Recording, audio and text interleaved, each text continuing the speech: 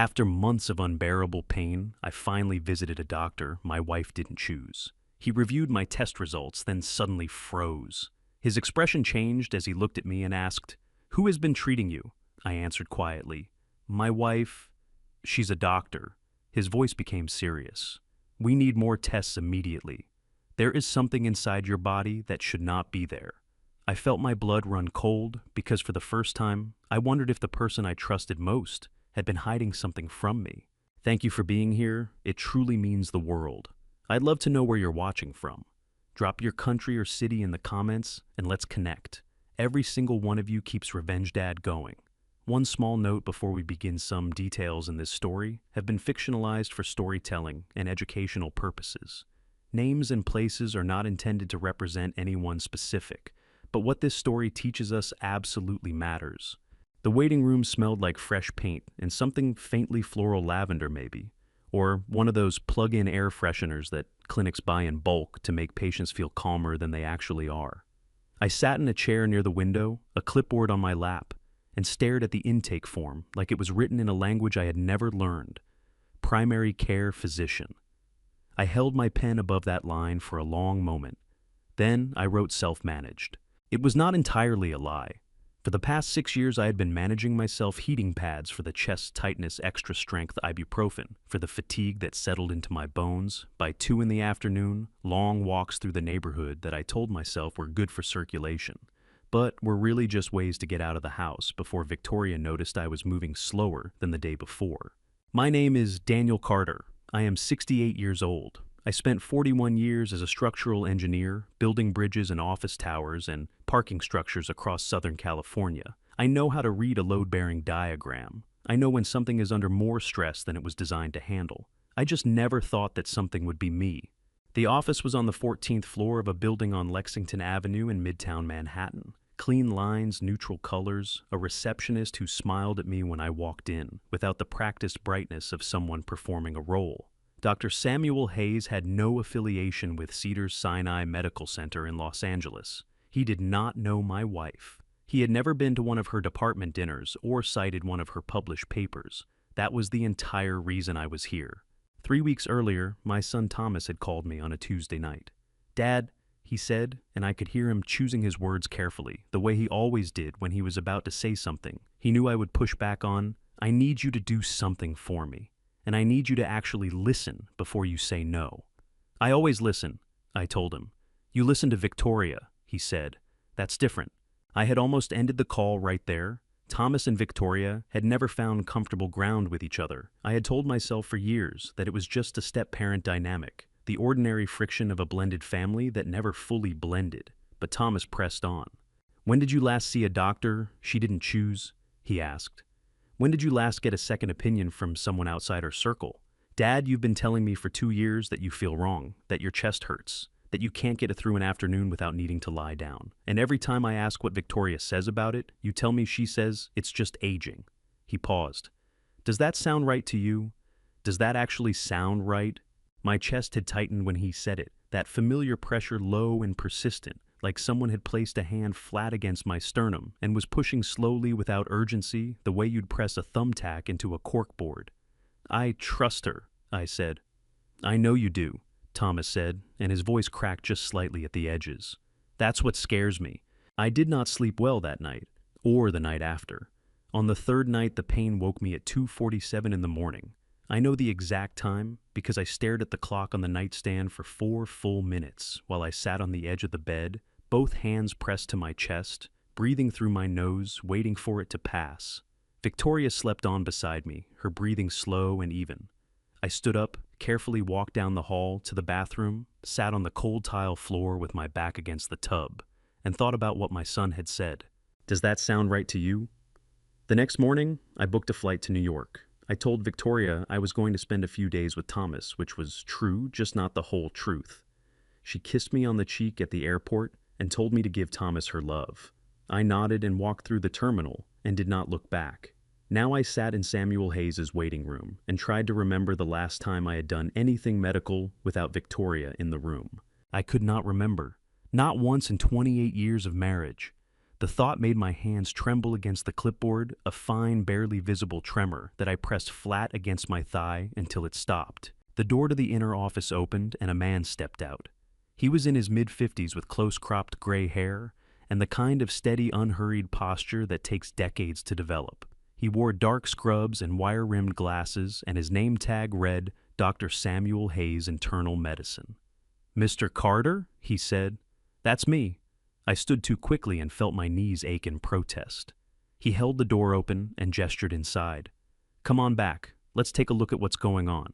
His office was smaller than I expected. A desk, 2 chairs, an examination table along one wall, a monitor mounted above a counter with a keyboard and a rolling stool. No diplomas on the wall, which I found oddly reassuring. He sat on the stool and flipped open the folder. I had couriered ahead my records from the past 6 years. The ones I had requested from Cedars-Sinai 3 weeks ago, after a 20-minute argument with the records department that had left me sweating and short of breath in my car in the parking lot of a Ralph's supermarket. Hayes read without speaking for several minutes.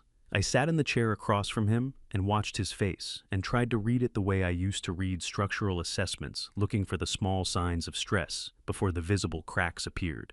His expression did not change, but his pen stopped moving. He looked up at me over the rim of his glasses, and something in his eyes shifted. Not alarm exactly, but a careful, concentrated attention, the kind that doctors deploy when they are deciding how much to say, and in what order. "Mr. Carter," he said slowly, "who has been managing your care?" My throat tightened. "My wife," I said. "She's a physician. Internal medicine, same as you. She's been my primary care provider since we married." Hayes held my gaze for a moment that lasted slightly longer than it should have. "I see," he said. He set the pen down on the desk with a quiet, deliberate click. "I'd like to run some additional imaging today if you're agreeable. There are a few things I want to look at more closely." He paused. "I need you to stay calm, Mr. Carter. Can you do that for me?" My heart rate climbed. My palms went damp against my thighs. "What is it?" I asked. "What do you see?" Hayes folded his hands on top of the folder and looked at me steadily. "Let's get the imaging done first," he said. "Then we'll talk." The imaging took 40 minutes. I lay on a table in a room 2 doors down from Hayes' office while a technician ran a cardiac MRI, a magnetic resonance imaging scan that maps the heart and the tissue surrounding it in cross-sectional layers like slicing through an apple and photographing every ring. The machine was loud, a rhythmic knocking that filled the room and left no space for thinking which was either the worst possible design or the most merciful one. When it was over, I sat on the edge of the table in my paper gown and waited. My chest ached with that familiar low pressure, the same pressure I had lived with for 6 years. The same pressure Victoria had told me was nothing more than the ordinary complaint of a body growing old. Hayes came back into the room 17 minutes later. He was carrying a printed scan, a series of black and gray images clipped to a board, and he set it on the counter without looking at me first, which told me everything I needed to know about what he was about to say. "Mr. Carter," he said, pulling the rolling stool close and sitting down so that we were at eye level. "I want to show you something, and I need you to take a breath before I do." My hands gripped the edge of the examination table so hard that my knuckles ached. "Just tell me." Hayes pointed to a section of the scan, a small, dense shape lodged near the upper left quadrant of the image, distinct from the surrounding tissue. "Do you see this object here?" I leaned forward and squinted at the image. "What is that?" "It's a cardiac loop recorder," Hayes said. He kept his voice even and unhurried the way you speak to someone standing too close to the edge of something high. "It's a small monitoring device about the size of a USB drive implanted subcutaneously just beneath the skin of the chest wall. It records cardiac rhythm continuously. In legitimate cases, it's used to detect arrhythmias that don't show up during standard EKG testing." He paused. "It requires a minor surgical procedure to place, and it requires the patient's written informed consent before that procedure takes place." I stared at the image. The small, dense shape sat there on the scan, like a period at the end of a sentence I had not known was being written. "I don't understand," I said. My voice came out rougher than I intended, scraped at the edges. "I've never had one of those put in. I would know. I would remember something like that." Hayes pulled a folder from the counter and opened it to a page I recognized the surgical consent forms from a procedure I'd had in 2019. Victoria had scheduled it after I mentioned some irregular heartbeat episodes during a physical, She called it a routine cardiac workup, an outpatient procedure in and out the same day. I had signed the forms the night before at the kitchen table while she stood beside me and pointed to each signature line. "This is the consent form from your 2019 procedure," Hayes said. He ran his finger down the page slowly. "It authorizes a diagnostic cardiac catheterization, a standard minimally invasive imaging procedure." He looked up at me. "There is no mention anywhere on this form of a loop recorder implantation, not in the procedure description, not in the risk section, not in the supplemental notes." He set the folder down. "Daniel, this device has been inside your body for approximately 6 years, and there is no documentation, not here, not in your records from Cedars-Sinai, not anywhere that you were ever told it would be placed." The room tilted. I pressed both feet flat against the floor to steady myself, feeling the cold linoleum through my socks, anchoring myself to something solid, while the rest of the world went soft and unreliable around me. "She told me it was a routine workup," I said. The words felt thick in my mouth like I was speaking through gauze. "She said I'd be home by noon." "You were home by noon," Hayes said quietly, "because the procedure itself was quick. But what happened during that procedure?" He stopped. He pressed his lips together for a moment, and I could see him choosing his next words with the care of a man diffusing something fragile. "The device has been active this entire time. It records continuously and transmits data, and the chronic inflammation it has caused, the chest pressure, the fatigue, the episodes of dizziness. You described those are consistent with long-term irritation from an improperly disclosed implant." He leaned forward slightly. "In other words, Daniel, the symptoms your wife told you were just aging were caused by something she would have known was there." A sound came out of my chest. Not a word, not quite something low and involuntary, the sound a man makes when he has been holding himself together for a very long time and feels the first seam begin to give way. My eyes burned hot and sudden, and I pressed the back of my hand against my mouth and breathed hard through my nose until the feeling passed enough for me to speak. "Can you take it out?" I asked. "Yes, it's a straightforward extraction, local anesthesia, small incision, same-day procedure. I can schedule it for Thursday." Hayes watched me carefully. "But Daniel, before we do that, I need to ask you something. Do you want to tell your wife you're here?" The question landed in the room like a stone dropped into still water. Did I want to tell Victoria? I thought about the night I had sat on the bathroom floor at 2:47 in the morning, pressing my hand against my chest, while she slept 12 feet away. I thought about every morning she had looked at me across the breakfast table and said, "You're fine, Daniel. You just need to rest. You're just getting older, trust me." I thought about the consent form I had signed at the kitchen table while she stood beside me and pointed to each line. "No," I said. My voice had steadied, gone flat and certain in a way that surprised even me. "I don't want her to know I'm here." Hayes nodded slowly. "Then we proceed on Thursday. And Daniel," he hesitated, "you should consider speaking with a lawyer. What I'm describing, a medical device implanted without documented informed consent, that's not a clerical error. That's a serious violation of patient rights under federal and California state medical law." His jaw tightened slightly. "And it needs to be documented properly before anything else happens." I nodded. My hands had stopped shaking. They had gone very still, the way hands do when a decision has been made that cannot be unmade. I walked out of the office and into the elevator, and down through the lobby, and out onto Lexington Avenue, where the afternoon crowd moved around me in all directions, and the traffic was loud and relentless, and the March air was cold enough to sting. I stood on the sidewalk for a moment, and then I took my phone out of my pocket and called Thomas. He picked up on the first ring. "Dad." His voice was tight with the particular anxiety of someone who has been waiting for news they are not sure they want. "Thomas." I cleared my throat. My eyes were stinging again, and I tipped my head back slightly and blinked at the pale gray sky above the buildings until the feeling receded. "I need you to find me a lawyer, someone good, someone who handles medical cases." A sharp intake of breath on the other end of the line. "How bad is it, Dad?" I watched a yellow cab cut across 2 lanes of traffic and felt the cold March wind push against my face and thought about a small, dense shape on a black and gray scan that had been inside my body for 6 years, while my wife told me I was just getting old. "Bad enough," I said. I woke up to the sound of Thomas breathing. He was sitting in the chair beside my hospital bed, his elbows on his knees, his head bowed over his phone, and when I shifted against the pillow, he looked up so fast that I knew he had not been reading anything on that screen. He had just been holding it, waiting for me to open my eyes. "Hey," he said. His voice was rough at the edges, the way voices get when someone has been holding themselves together for too long, and the seams are starting to show. "Hey," I said back. The room was small and clean, with a window that looked out onto a gray April sky and the upper floors of the building across the street. My chest felt tender around the incision site, a small bandaged area just below my left collarbone, where Hayes had made a cut no longer than an inch and extracted the device that had been living inside me for 6 years. The soreness was manageable. It was the only thing about the morning that was. "How do you feel?" Thomas asked. "Like someone dug around in my chest with a scalpel," I said, which is accurate. He let out a breath that was almost a laugh, but not quite.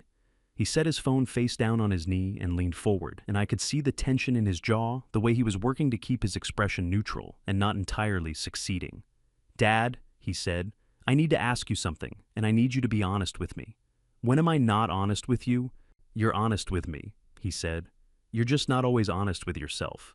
He paused. "How long have you known something was wrong, not with your health, with her?" The question sat between us in the pale morning light. Outside, a siren moved through the street below and faded. "I didn't know," I said. "I suspected. There's a difference." "Dad." "Thomas." I pushed myself up against the pillow, wincing slightly at the pull of the bandage. "I need you to understand something. For 28 years, that woman was my life. She was my partner and my physician and the person I trusted above everyone else. You don't walk away from 28 years because something feels off. You don't blow up your marriage because you have a bad feeling." Thomas's jaw tightened. He looked at the floor for a moment, and when he looked back up, his eyes were wet, not overflowing, just glassy the way eyes get when someone is fighting hard not to cry in front of their father. "I tried to tell you," he said. His voice dropped to something quieter and more careful. "Dad, I tried to tell you so many times. When she canceled Thanksgiving that year because you had a cold that wasn't even serious. When she stopped copying you on your own insurance paperwork. When she started answering for you at family dinners like you weren't capable of finishing your own sentences." He pressed his lips together. "I tried. And every time I brought it up, you told me I was being unfair to her. The truth of it hit me somewhere behind the sternum. Not the incision site, something deeper, something that didn't have a clinical name." "I know," I said. My throat tightened around the words. "I know you did, and I didn't listen. I'm sorry, Thomas. I'm genuinely sorry." Thomas shook his head quickly like he was trying to wave away the apology before it could settle. "Don't," he said. "You don't have to apologize to me. She's the one who—" He stopped, pressed his fingers against his eyes for a moment, hard enough that I could see the pressure whitening his knuckles. When he dropped his hand, his expression had steadied into something harder and more resolved. "You don't owe me an apology, Dad. You owe yourself one." We sat with that for a moment. Through the window, a pigeon landed on the ledge across the street, looked around with that bobbing, purposeful attention that pigeons have, and flew off again. "Tell me about this lawyer," I said finally.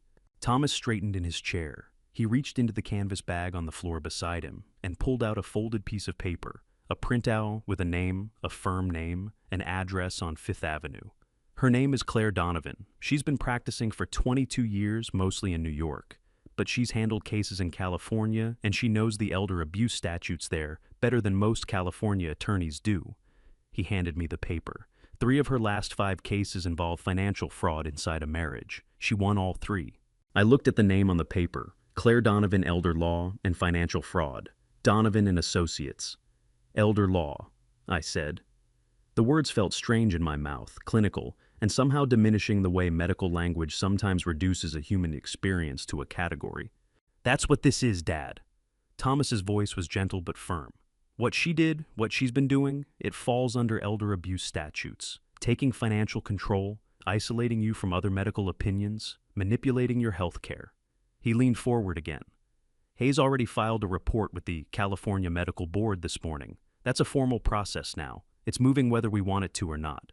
I folded the paper once and held it in both hands. My chest ached around the incision, that honest, straightforward pain that meant something real had been repaired. "What does Claire Donovan need from me?" I asked. "Everything," Thomas said. Every financial record you can get your hands on, every medical document, every email, every insurance form, every account statement going back as far as you can pull. He paused. And she's going to want to know about the will, Dad, the one you updated when you retired. I looked at him. Why the will? Because that might be why. Thomas held my gaze steadily. You retired in 2018 and updated your estate documents. You left 60% of everything to me. A beat. Victoria was in the room when you signed. The pieces of it, the timing of the 2019 surgery, the device that had been placed inside me without my knowledge, the 6 years of symptoms that my wife had quietly explained away, rearranged themselves in my mind into a shape I did not want to look at directly. She found out what the will said, I said slowly. And then 4 months later, she scheduled a surgery. Thomas said nothing. He did not need to. My hands tightened on the folded paper until the creases went white. The tenderness in my chest had spread outward, not the incision, not the physical repair, but something older and deeper and far less fixable. All right, I said. My voice came out steadier than I felt. Set up the meeting with Claire Donovan as soon as possible. Thomas exhaled a long, shaking breath, like a man who has been underwater and has finally broken the surface. He reached out and put his hand on my forearm, and I put my other hand over his, and for a moment we stayed exactly like that. A father and a son sitting together in a small hospital room in Manhattan, figuring out what came next. Then my phone buzzed on the nightstand. I looked at the screen. Victoria. For the 11th time today. I picked up the phone, looked at her name, and turned it face down on the blanket. Not yet, I said. Not until I know everything. Claire Donovan's office did not look like money, which I later learned was intentional. There were no mahogany panels, no leather chairs, no framed awards arranged to impress. Just clean walls, natural light from 2 tall windows facing Fifth Avenue, a wide oak desk covered in organized stacks of documents, and a woman in her early 50s who stood up when Thomas and I walked in and shook my hand with the firm, no-ceremony grip of someone who had long since stopped performing confidence because she no longer needed to. "Mr. Carter," she said, "I've been expecting you. Sit down, please, both of you." We sat. Claire remained standing for a moment, pulling a thick folder from one of the stacks on her desk, then settled into her chair and opened it without preamble. "I want to be direct with you from the start," she said. "I've reviewed the materials Thomas sent me, and I've spoken with Dr. Hayes. What I'm about to show you is going to be difficult, but I need you to stay focused because what we do in the next few weeks matters enormously." She looked at me steadily. "Can you do that?" "I've been doing difficult for 6 years," I said. "I can manage a few more minutes." Something shifted in her expression, not quite a smile, but close. She slid a set of documents across the desk toward me. "These are your medical records from Cedars-Sinai, the originals obtained under California Health and Safety Code, Section 3111, which gives patients the absolute right to access their own medical files." She tapped the top page. "I want you to look at the consent form from your 2019 procedure." I picked it up. It was the same form I had seen in Hayes' office, my signature at the bottom, Victoria's looping handwriting on the physician certification line. I read through it slowly, the way I used to read structural specifications, looking for the load-bearing details. Diagnostic cardiac catheterization. Standard outpatient procedure. Risks include minor bleeding infection, allergic reaction to contrast dye. Nothing about a loop recorder. Nothing about an implant of any kind. "There's nothing here," I said. "Correct." Claire leaned forward and pointed to a section near the middle of the page, the physician's notes, filled a narrow box with typed text inside it. "Now look at this section, specifically at the font." I looked. The typed text in the notes field was slightly different from the rest of the document, fractionally smaller, the spacing between letters just a degree off from the surrounding text. If I had not been looking for it specifically, I would never have noticed. "Someone went back into this document after it was finalized," Claire said. Her voice was precise and clinical, but her eyes were sharp with something that might have been anger held under careful control. "The notes field was edited post-signature. The metadata from the digital file, which the records department inadvertently included in the export, shows the document was accessed and modified 14 months after your surgery. March 2020. Thomas made a sound beside me, a short involuntary exhale like someone had pressed on a bruise. He leaned forward with his elbows on his knees and stared at the document. "She went back in and changed the records," he said. "After the fact." "It appears so," Claire said. "The modification doesn't add any reference to the loop recorder. That would have been too obvious. What it does add is language describing elevated cardiac irregularities that would, in theory, justify more extensive monitoring." She paused. "In other words, she created a paper trail that could be used later to argue the device was medically necessary if anyone ever questioned it." The room felt smaller suddenly. The walls didn't move, the light didn't change, but something contracted around me, some sense of the size and patience of what had been done. "She planned this," I said. My voice came out flat, stripped of inflection. "Not just the procedure, the cover story.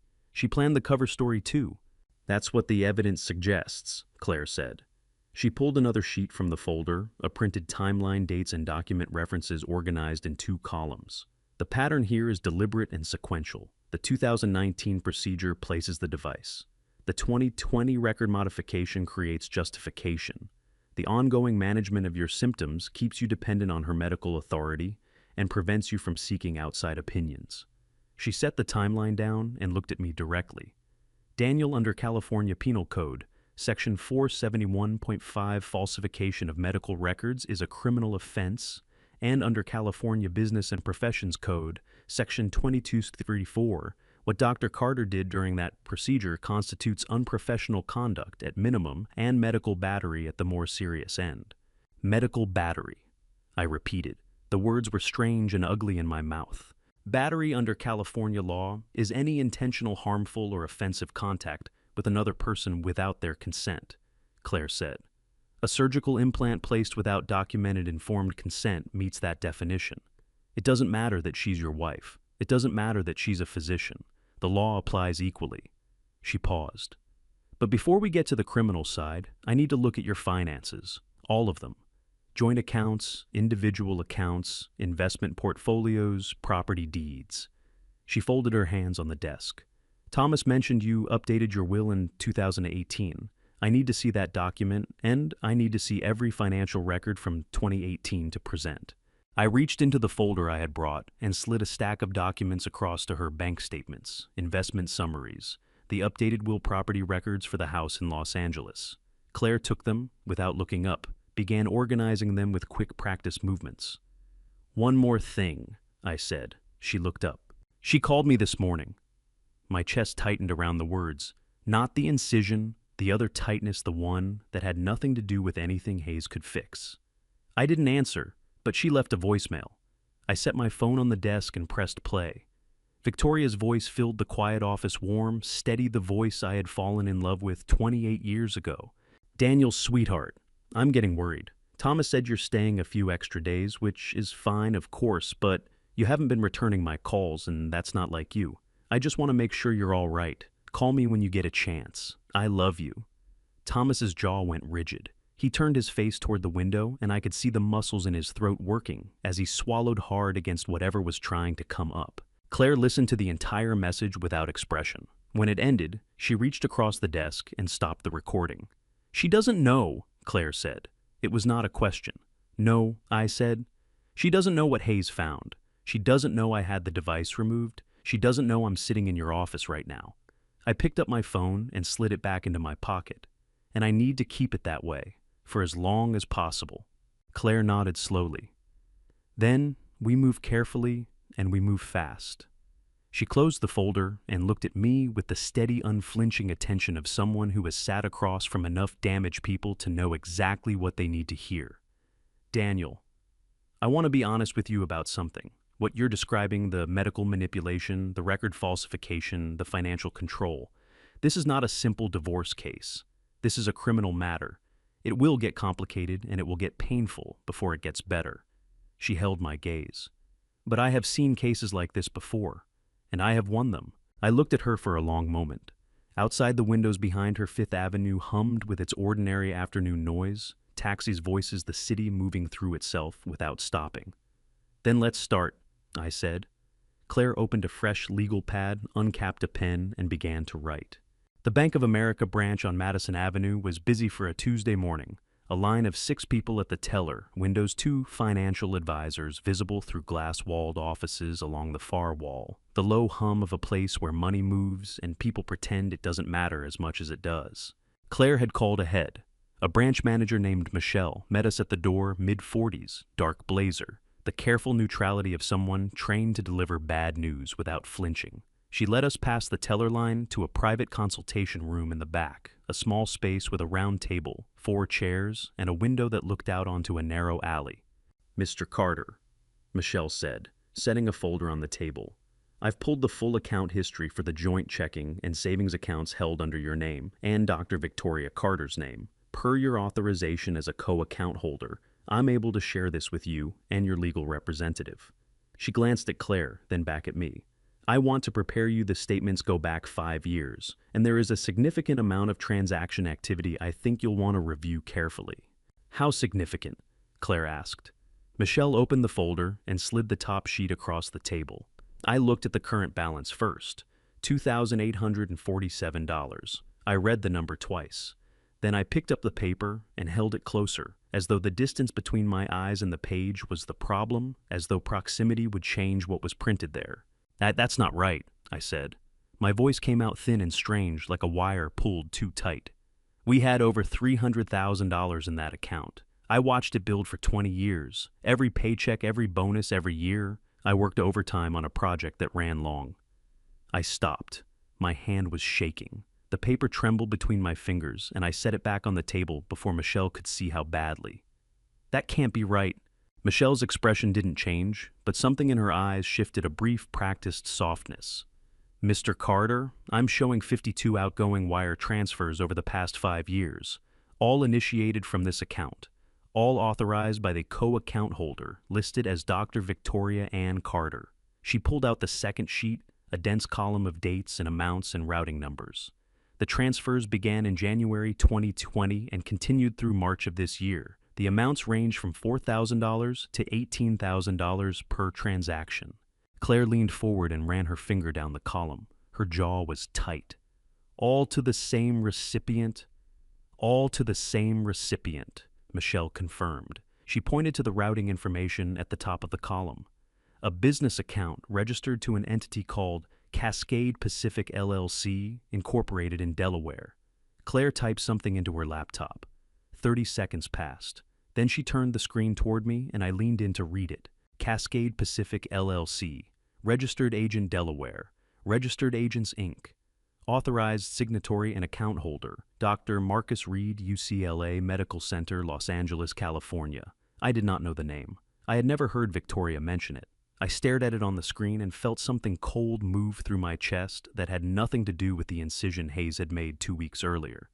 "Who is Marcus Reed?" I asked. "A cardiologist at UCLA, Claire said. Her voice was level, but her eyes had gone very still, the stillness of someone assembling pieces into a shape they already suspected.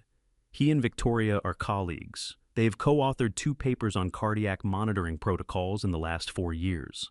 A pause. "Which is interesting given the nature of the device found in your body." The fluorescent light above us buzzed faintly. Somewhere outside the consultation room, a phone rang and was answered. I pressed both palms flat on the table and breathed through it, that specific kind of breathing you learn when you've spent decades on construction sites where things occasionally go wrong in large and irreversible ways, where panic is a luxury no one can afford. "She's been sending him money," I said. "Our money for 5 years. 52 transfers," Claire said. "Total amount transferred $342,000. She closed the laptop. "Daniel, under California Penal Code, Section 487, theft of property valued above $950 constitutes grand theft. What we're looking at here is grand theft at a scale that carries a felony charge." She paused. "And because the transfers cross state lines from a California joint account to a Delaware registered entity. This also triggers federal wire fraud statutes under 18 U.S.C. Section 1343. That brings the FBI and potentially the IRS into the picture." Michelle was watching me with that careful professional neutrality, giving me the space to fall apart or hold together as I needed. I chose to hold together. I had always chosen to hold together. I was beginning to understand both my greatest strength and the thing that had made me so easy to dismantle slowly, piece by piece, in the dark. "Can you tell me who authorized the account alerts?" Claire asked Michelle. "Notifications for transactions over a certain threshold, who was set up to receive those?" Michelle checked her screen. "Alerts are registered to a single mobile number." She read off the last 4 digits. I knew them without checking. I had dialed that number 10,000 times in 28 years. "That's Victoria's number," I said. My voice had gone very flat. "Not mine. She set up the account so that only she received transaction notifications." I looked at Claire. "I never knew a single transfer was happening. Not one." Claire wrote something in her legal pad. Then she looked up at me.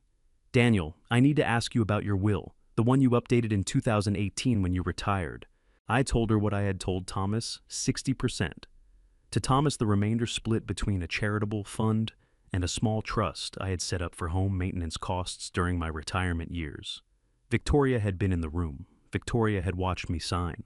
"And 4 months after you signed that will," Claire said quietly, "she scheduled the 2019 cardiac procedure." The words landed in the room with the weight of something structural failing, that particular silence that follows the sound you were afraid to hear. "She found out Thomas was getting 60%, I said. The sentence felt strange in my mouth, like I was translating from a language I had only just learned. "And she decided she was going to take it before he could." Claire set her pen down. She looked at me across the table with the steady, unflinching attention she had shown in every meeting since the first one. The look of someone who has sat with enough broken people to know that what they need is not softness, but clarity. "There's something else," she said. "Before we leave today, I want to freeze the remaining balance in this account, so no further transfers can be made. As your legal representative, I can file an emergency motion with the court for a temporary financial restraining order. It will limit Dr. Carter's ability to move assets while the investigation is underway." She paused. "But Daniel, I also need you to be prepared for something. What I've described today, the record falsification, the unauthorized implant, the wire transfers, the financial control. This is a pattern. It didn't start with you, and it didn't start in 2019. She held my gaze. "I think we need to find out who came before you." The room was very quiet. Outside in the branch, someone laughed at something, a brief, ordinary sound from a world where nothing had gone wrong yet. I thought about 28 years of mornings, of coffee at the kitchen table, and Victoria across from me, with her reading glasses pushed up into her hair, the light coming through the kitchen window of the Los Angeles house, the ordinary, unremarkable texture of a life I had believed in completely. My eyes burned sudden and hot. I pressed my thumb and forefinger against the bridge of my nose for a moment and held the pressure there until the feeling receded enough to speak. "Find out," I said. "Find out everything." Claire picked up her pen and wrote. The text message came on a Thursday morning while I was sitting at Thomas's kitchen table, working through a stack of bank statements with a highlighter and a legal pad. Unknown number, 8 words. "Mr. Carter, my name is Olivia Grant. We need to talk." I stared at the message for a long moment, then forwarded it to Claire. She called back within 4 minutes. "I know who she is," Claire said. Her voice had that particular sharpened quality it got when something significant had surfaced. Olivia Grant worked as an administrative coordinator for Victoria at Cedars-Sinai from 2015 to 2022. She was terminated in October of that year. The official reason listed in her personnel file was performance issues, but 3 colleagues filed informal complaints with HR saying the termination felt retaliatory. A pause. "Meet with her, today if possible. And Daniel, bring a recorder." We met at a coffee shop in Carroll Gardens, Brooklyn, a small place with mismatched chairs and the smell of dark roast and old wood. The kind of neighborhood spot that has been in the same location for 30 years, because it has never tried to be anything other than what it is. I arrived 10 minutes early and sat near the back facing the door. Olivia Grant came in at exactly the agreed time. She was in her mid-40s with dark hair pulled back and the kind of careful assembled appearance of someone who had gotten dressed that morning with deliberate attention, as though looking put together was a form of armor she needed before walking into this particular conversation. She spotted me from the doorway, took a breath that I could see from across the room, and walked over. "Mr. Carter," she said, extending her hand.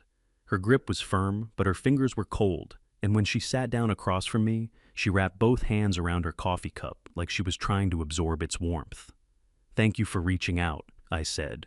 "I almost didn't." She looked at the table for a moment, then back up at me. Her eyes were brown and very direct, the eyes of someone who had made a decision and was not going to allow herself to unmake it. I've been sitting on what I have for 3 years. Every time I thought about coming forward, I thought about what she said when she fired me. She pressed her lips together. She sat across from me in her office, and she said very calmly that if I ever discussed anything I had seen or heard during my time at the clinic, she would file a formal complaint with the California Department of Health alleging patient privacy violations. She said she had documentation. She said she would make sure I never worked in a medical administrative role again. Olivia's jaw tightened. I have 2 kids in college, Mr. Carter. I couldn't afford to fight her, so I kept quiet. What changed, I asked. I saw the medical board notice, she said. 2 weeks ago, it was filed publicly. A formal investigation opened against Dr. Victoria Carter, based on a report from a physician in New York. She looked at me steadily. I understood immediately what that meant, and I thought, if I don't do this now, I never will. She reached into her bag and placed a small USB drive on the table between us. I copied everything I could before I cleaned out my desk on my last day. Emails, scheduling logs, internal memos. I kept the drive in a shoebox in my closet for 3 years and told myself it was insurance. A short, humorless breath.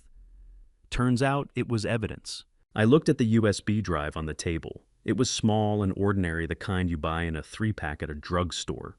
I thought about everything it might contain and felt the familiar tightness move through my chest. "Can I ask what's on it?" I said. "Emails mostly. Between Victoria and a Dr. Marcus Reed at UCLA. She watched my face as she said the name, and whatever she saw there seemed to confirm something for her. "You know who he is?" "I know his name," I said. "I learned it recently." That evening, Claire and Thomas and I sat around the table in Claire's office and went through the USB drive together. Claire had a forensic IT specialist copy and authenticate the files, first a process that took 2 hours and established a documented chain of custody for everything on the drive, which Claire said would be essential if the materials were ever presented in court. The emails numbered in the hundreds. Most were logistical scheduling, billing, administrative coordination. But Claire had written a short script to flag messages containing specific keywords, and within 30 minutes, she had isolated a folder of 43 emails that made the rest of the night feel very long. I read them in order from the oldest to the most recent. My son sat beside me and did not say anything, but at some point during the 3rd or 4th email, his hand found my forearm and stayed there, and I was grateful for it in a way I did not have words for.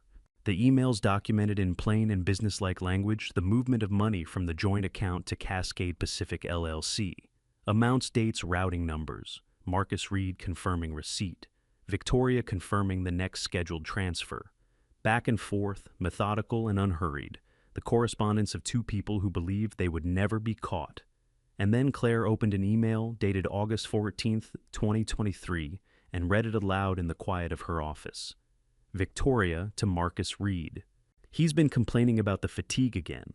I told him it's just his age. He believed me. He always believes me, Marcus.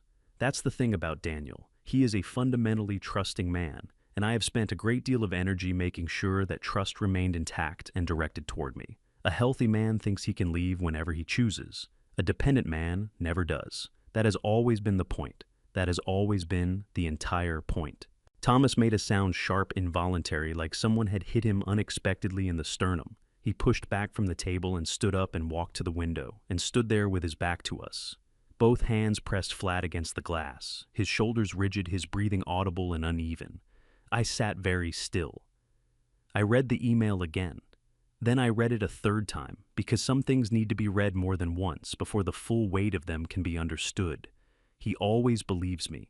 28 years of mornings. 28 years of taking the medication she handed me and trusting the diagnosis she gave me, and believing without question that the woman sleeping beside me wanted what I wanted for me to be, well, for us to be, well, for the life we had built together, to mean what I believed it meant. My eyes burned so fiercely that I had to press the back of my hand against them. My throat closed around something that was not a word and would not become one. I sat at Claire's conference table at 11 o'clock at night in Manhattan, with my son's back to me at the window and my wife's words on the screen in front of me, and I felt something that had been load-bearing inside me for a very long time begin quietly and irrevocably to give way. "Daniel," Claire's voice was low and careful. Take your time. I took a breath, then another. I lowered my hand from my eyes and looked at the screen. Print it, I said. My voice came out steady, which surprised me. Print all of them, every single one. Claire nodded and reached for her mouse. Across the room, Thomas turned from the window. His face was wet. He looked at me across the length of the office and did not try to hide it. And I thought, not for the first time, and not for the last, that my son was a braver man than I had ever given him credit for being. "We're gonna get her dad," he said. His voice shook on the last word, but held. I looked at him for a long moment. Outside Manhattan hummed its late-night hum, taxis' distant music, the city that never fully quiets. "I know," I said, "but first I need Claire to find out who came before me." Claire looked up from her laptop. "I already started," she said. "There's a name, Robert Ashford, Greenwich, Connecticut. I think you need to meet him." Greenwich is 45 minutes from Manhattan, on a good day an hour and 10 when the traffic backs up through Stamford, which it did on the Thursday morning.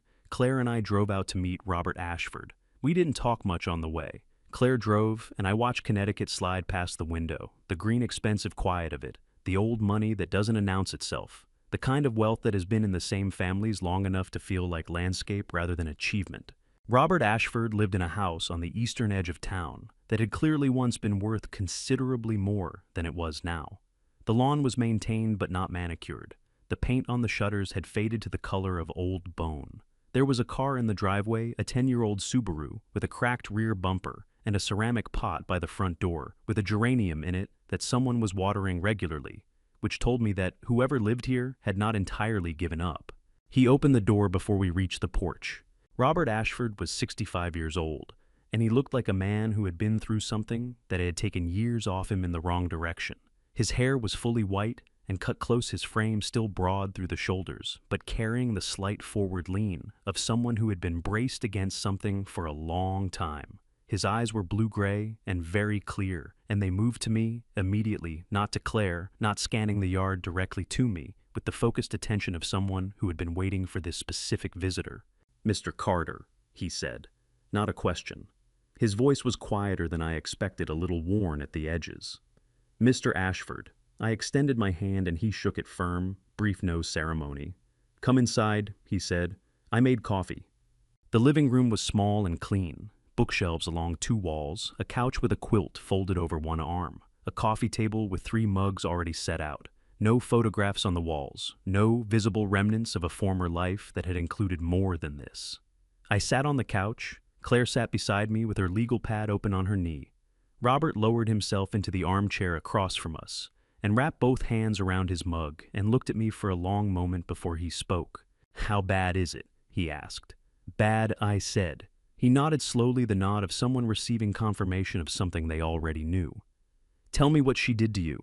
I'll tell you when I've heard it before." So I told him. I kept it to the facts. The 6 years of symptoms, the 2019 procedure, the cardiac loop recorder, the consent form, the wire transfers, the emails.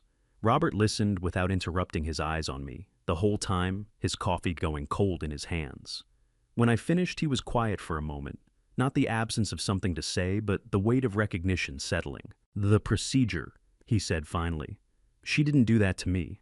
When we were together, she hadn't finished her residency yet. She was still in training." He set his mug down. "But everything else, the isolation, the financial control, the way she made me feel like I was the problem, like my perception of reality couldn't be trusted. That's word for word." He rubbed one hand across his jaw.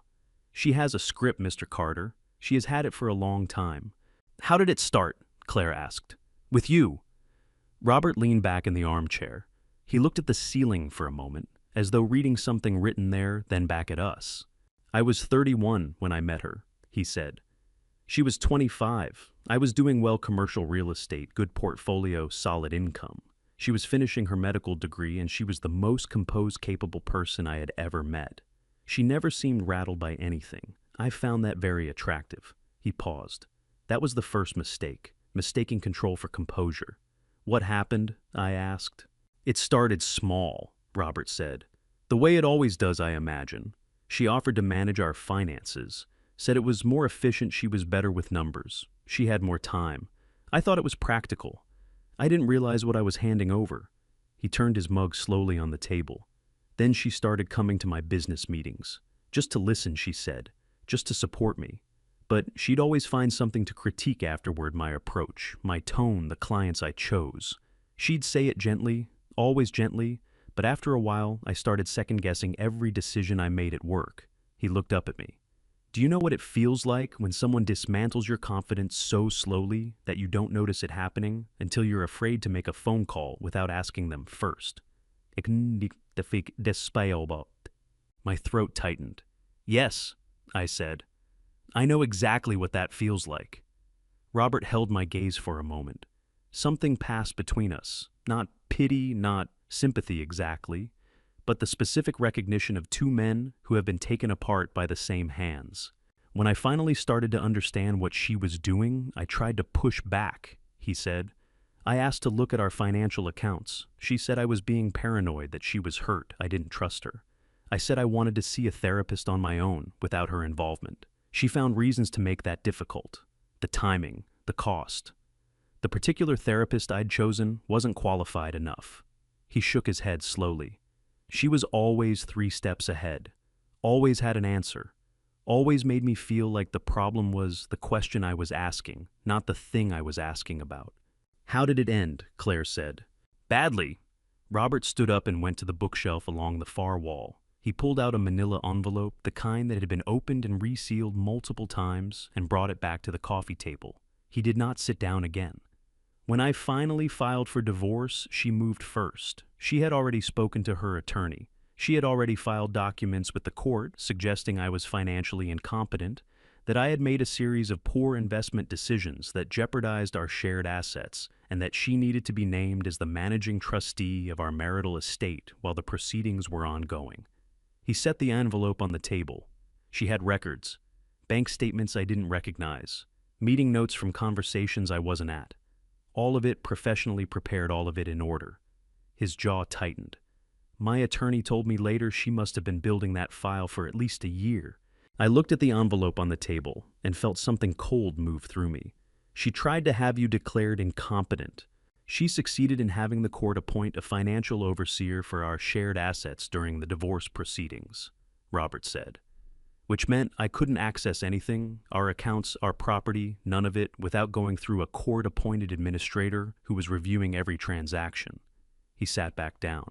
By the time the divorce was finalized, most of what we had built together had been absorbed by legal fees and administrative costs. I walked away with 30 cents on the dollar. He looked at his hands. I tried to tell people what she had done. My attorney, my brother, 2 friends who were attorneys. They all said the same thing: she's a doctor, Robert. She has documentation. You don't. A pause. Nobody believed a husband over a physician. The room was very quiet, except for the sound of a lawnmower somewhere down the street, moving back and forth in its patient, repetitive way. Why didn't you report her to the medical board? Claire asked. At the time, or afterward, Robert looked at her. Because she told me that if I did, she would release private materials she had in her possession. Personal things. Things from our marriage. His voice flattened on the last sentence in the way that voices do when someone has made their peace with a humiliation, but has not forgotten it. She was very specific about what she had and what she would do with it. I believed her. He looked at me. I still believe she would have done it. I reached for my coffee, found it had gone cold, and put it back down. Robert, I said, I need to ask you something directly. Ask. When you look at what happened to you and what she's been doing to me, do you think this is something she learned? Something she developed over time? Or do you think this is who she has always been? Robert Ashford looked at me for a long moment. Outside, the lawnmower had stopped. The street was very quiet.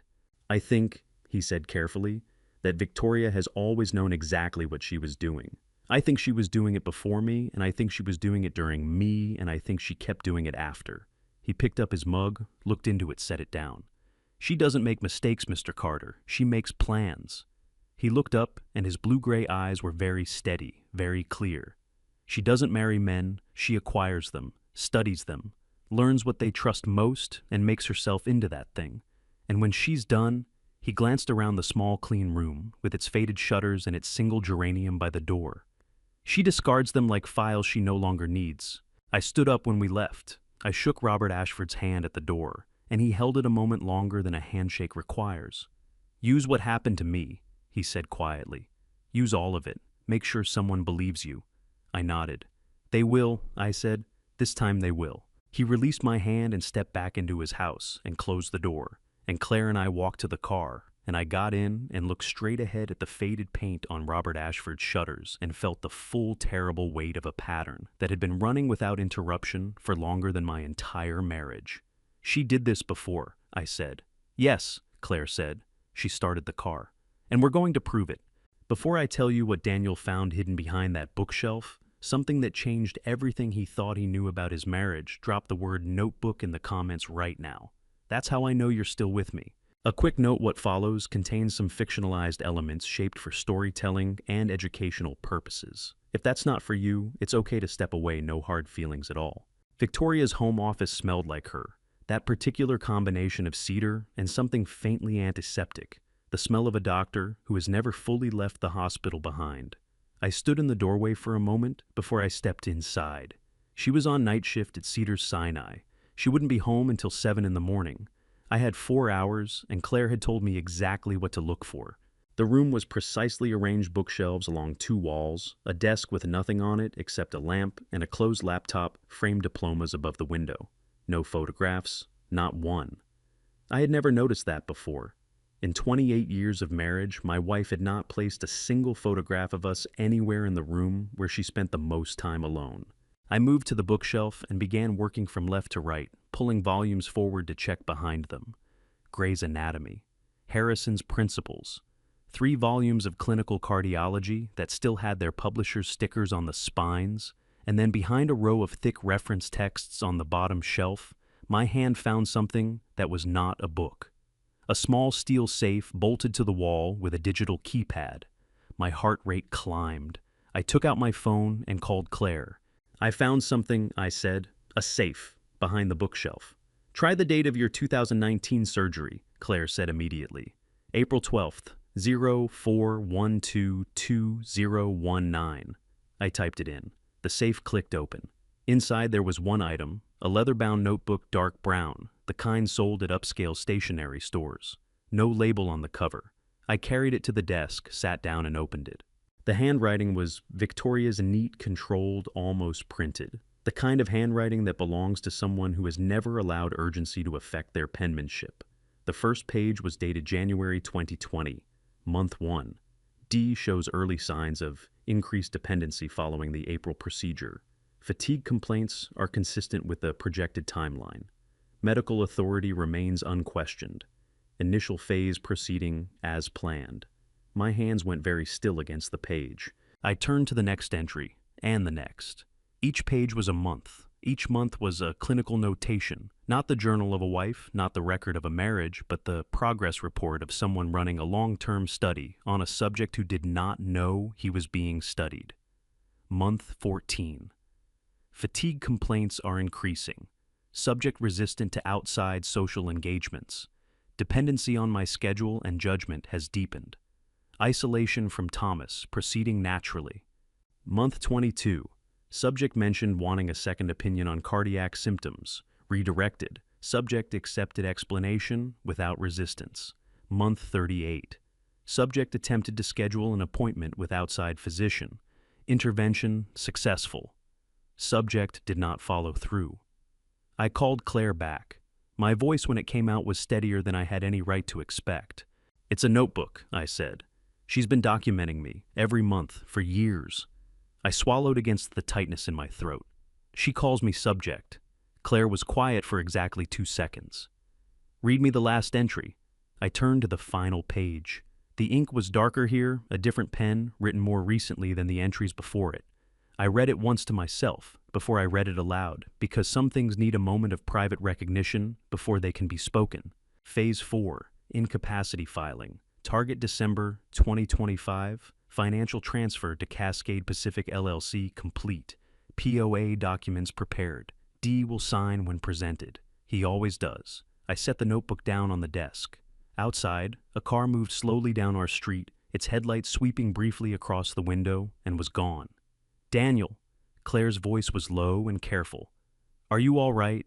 I looked at the notebook on my wife's desk, in my wife's handwriting, in my wife's room, in the house we had shared for 20 years. He always does, I said quietly.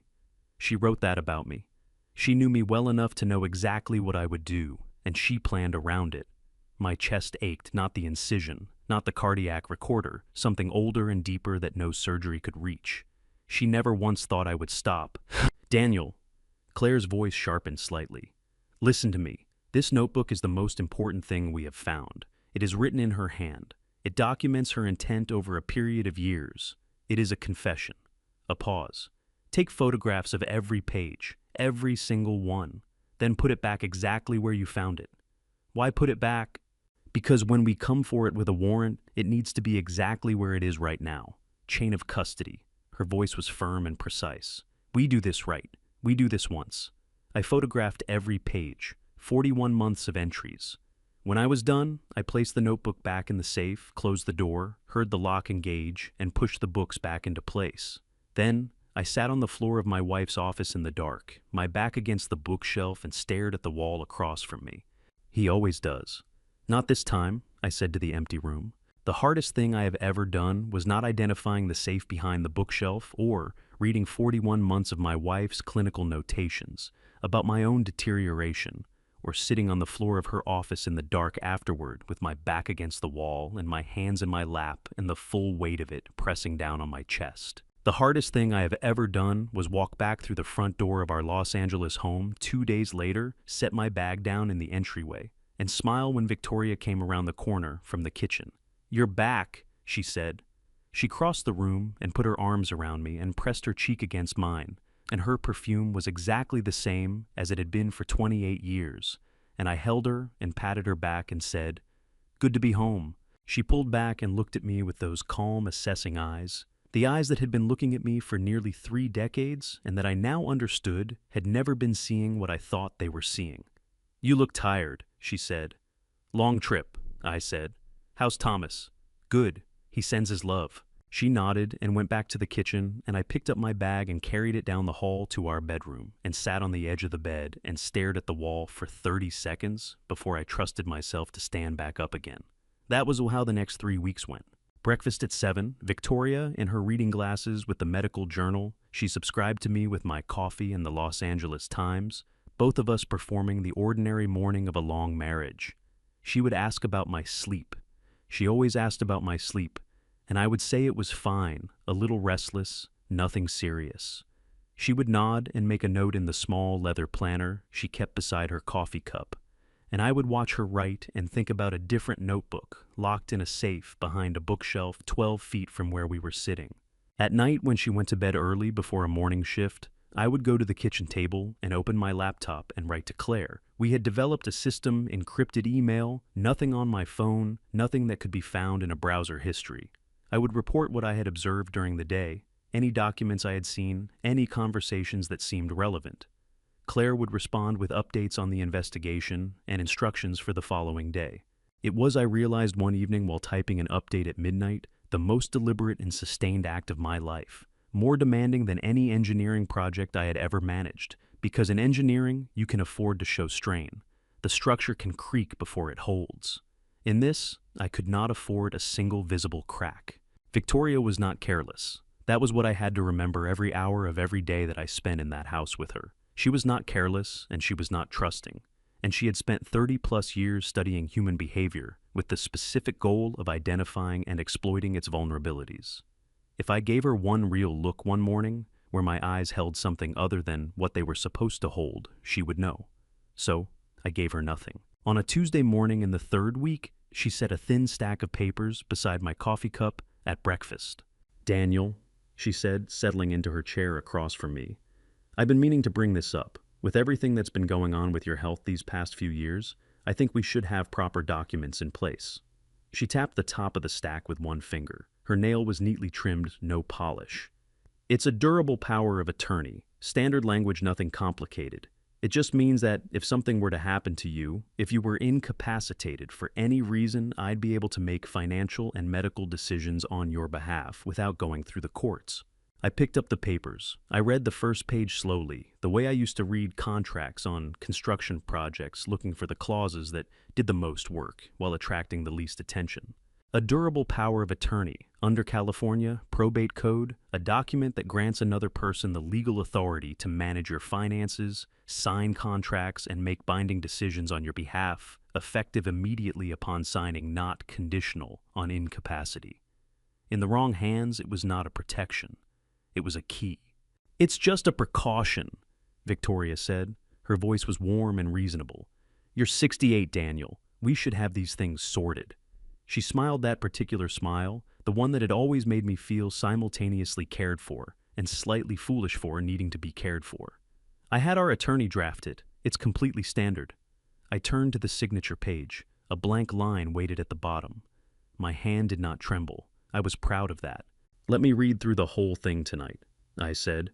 "You know me, I like to understand what I'm signing." Something moved across her face very briefly, barely a flicker gone, before it fully formed. "Of course," she said. "Take your time." She picked up her medical journal. I picked up my coffee. We sat across from each other in the morning light of the kitchen we had shared for 20 years, and I looked at my wife over the rim of my cup, and she looked at her journal, and neither of us said anything else, and the silence between us was the most dangerous thing in the room. That evening, I photographed every page of the POA documents and emailed them to Claire. Her response came 40 minutes later. 2 sentences. "This is phase 4. Do not sign under any circumstances. I am filing the financial restraining order tomorrow morning." I read her message twice. Then I closed my laptop, washed my coffee cup, turned off the kitchen light, and walked down the hall to the bedroom, where my wife was already asleep.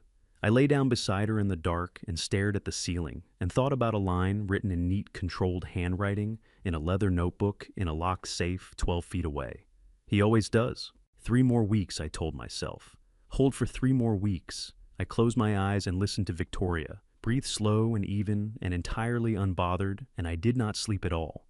Margaret Sullivan lived in a small house in Arcadia, 22 miles east of Cedars-Sinai, in a neighborhood of modest yards and mature trees, and the particular quietness of places where people go to recover from something without announcing it. Claire had found her through the nursing license registry. Margaret was still active, still working now, at a smaller community hospital in Monrovia. She had agreed to meet us after Claire's 3rd attempt at contact, a fact that told me everything I needed to know about how frightened she still was. The front yard had a rose garden along the fence line, 6 bushes all in bloom, red and pink, and one the color of old cream. Someone had been tending them carefully for a long time. I noticed it the way you notice small evidence of a person's character before you've met them. Whoever lived here had found something worth keeping alive. Margaret opened the door before we knocked. She was 58, with silver-streaked hair cut to her shoulders, and the kind of face that had clearly been warm once and had learned to be careful. She looked at Claire, first then at me, and when her eyes met mine, they filled immediately, not spilling over, just filling the way eyes do when someone has been holding something back for so long that the slightest permission causes it to rise. "Mr. Carter," she said. Her voice broke on the second word. "Mrs. Sullivan," I said.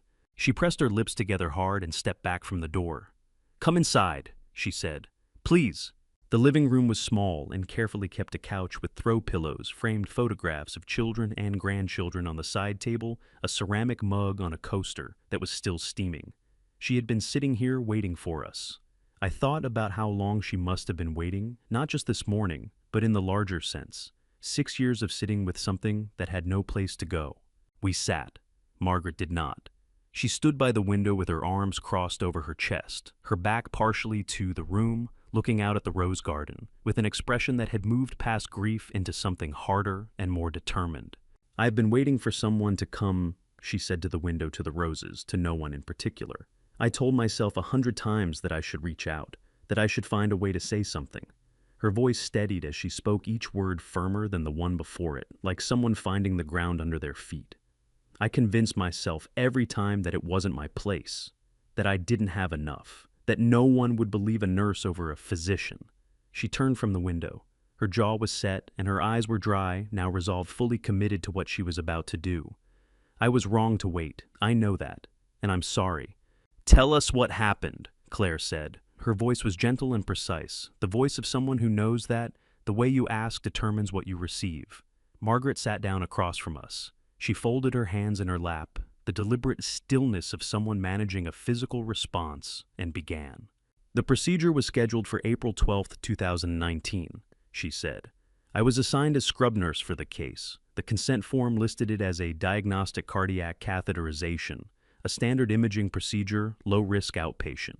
Dr. Carter had performed dozens of them. There was nothing unusual about the scheduling. She paused. Her hands tightened against each other. About 40 minutes into the procedure, after the imaging component was complete, Dr. Carter asked for a loop recorder kit. She said it calmly, the same tone she used for everything, that very level voice she has. Margaret's jaw tightened slightly. I looked at the consent form on the board. There was no authorization for a loop recorder implantation. I said quietly that I didn't see it on the consent. I asked if there was a supplemental form. What did she say? I asked. Margaret looked at me directly. She said, "Margaret, you do your job and I'll do mine, or I can make sure you don't have a job to do." She delivered the words flatly without drama, which made them land harder than any theatrical recounting would have. She did not raise her voice. She did not stop working. She just said it and moved on, and She pressed her lips together for a moment. I handed her the kit. I told myself it was a miscommunication, that the paperwork would be corrected afterward, that Dr. Carter was one of the most respected physicians in the department, and she would not do something that wasn't in the patient's interest. Her eyes filled again, and this time one tear escaped, and she caught it with her knuckle quickly, almost angrily. I told myself a lot of things. The room was very quiet except for the distant sound of a sprinkler, somewhere outside the tick of a clock on the mantel. After the procedure, Margaret continued, I went to the records coordinator and asked about the supplemental consent. I was told the file was complete as submitted. She shook her head slowly. I knew then. I knew something was wrong. But Dr. Carter called me into her office 2 days later. She told me that any discussion of what occurred during that procedure would be considered a breach of patient confidentiality and a violation of operating room protocol. She said she had already documented the incident from her perspective, and that her documentation would supersede mine if there was ever a discrepancy. Margaret's voice hardened. She told me that nurses who create problems for their departments tend to find their licenses reviewed for unrelated infractions. She was very calm about it. She made it sound almost administrative. My hands were pressing flat against my knees. I could feel the tendons along the backs of them pulling tight. She threatened you, I said. She informed me of the consequences, Margaret said. Very precisely. That's how she does it. It never sounds like a threat. It sounds like information. She looked at me steadily. I have 2 grandchildren now, Mr. Carter. I have a career. I have spent 30 years building. I was afraid. Her voice dropped. I am still afraid if I'm being honest with you, but I am more afraid of what happens if I keep quiet than what happens if I speak. Claire slid a document across the coffee table, 2 pages clipped together.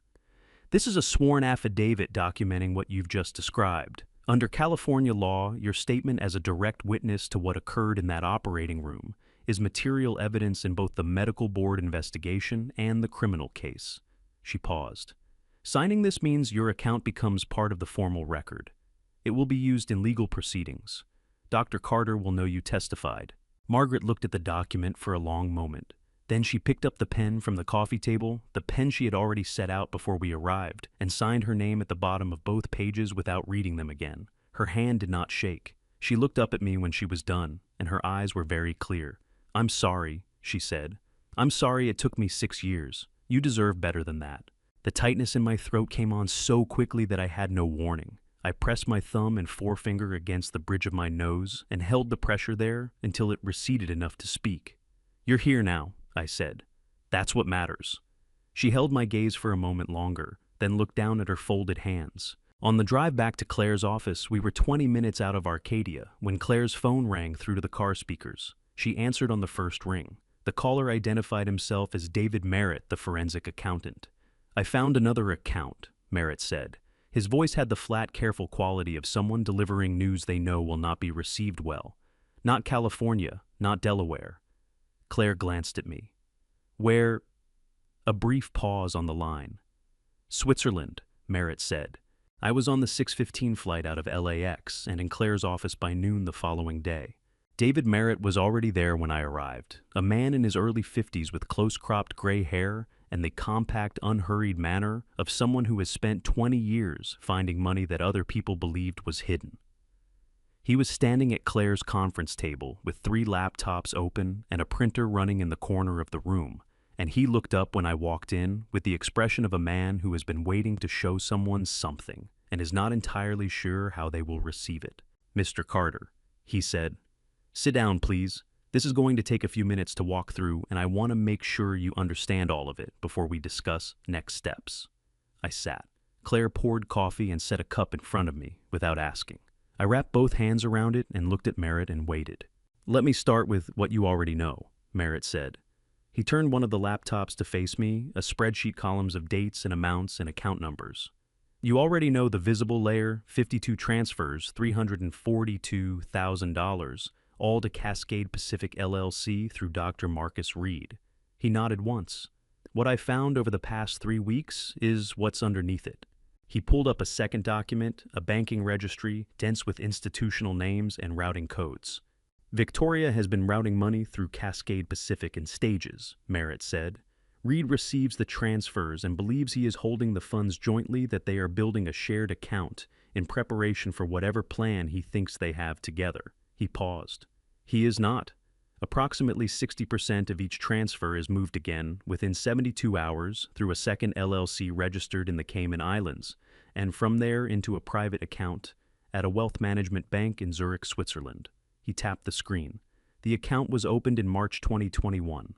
The primary account holder is Victoria Ann Carter. Marcus Reed's name appears nowhere on the account, not as co-owner, not as beneficiary, not as an authorized contact." I looked at the screen. The numbers were precise and clean, the way numbers always are when someone has been very careful for a very long time. "How much?" I asked. "Current balance as of last week, $1.2 million. Merritt said it the way accountants say large numbers, without inflection, letting the figure carry its own weight. "That's net of the transfer fees and the currency conversion costs. The gross amount moved through the Cayman intermediary over 4 years is closer to 1.4. Claire set her coffee cup down. "Marcus Reed doesn't know this account exists. Based on everything I've been able to access, no, he does not." Merritt closed the second laptop. "From Reed's perspective, he and Victoria have been accumulating shared funds in preparation for a future together.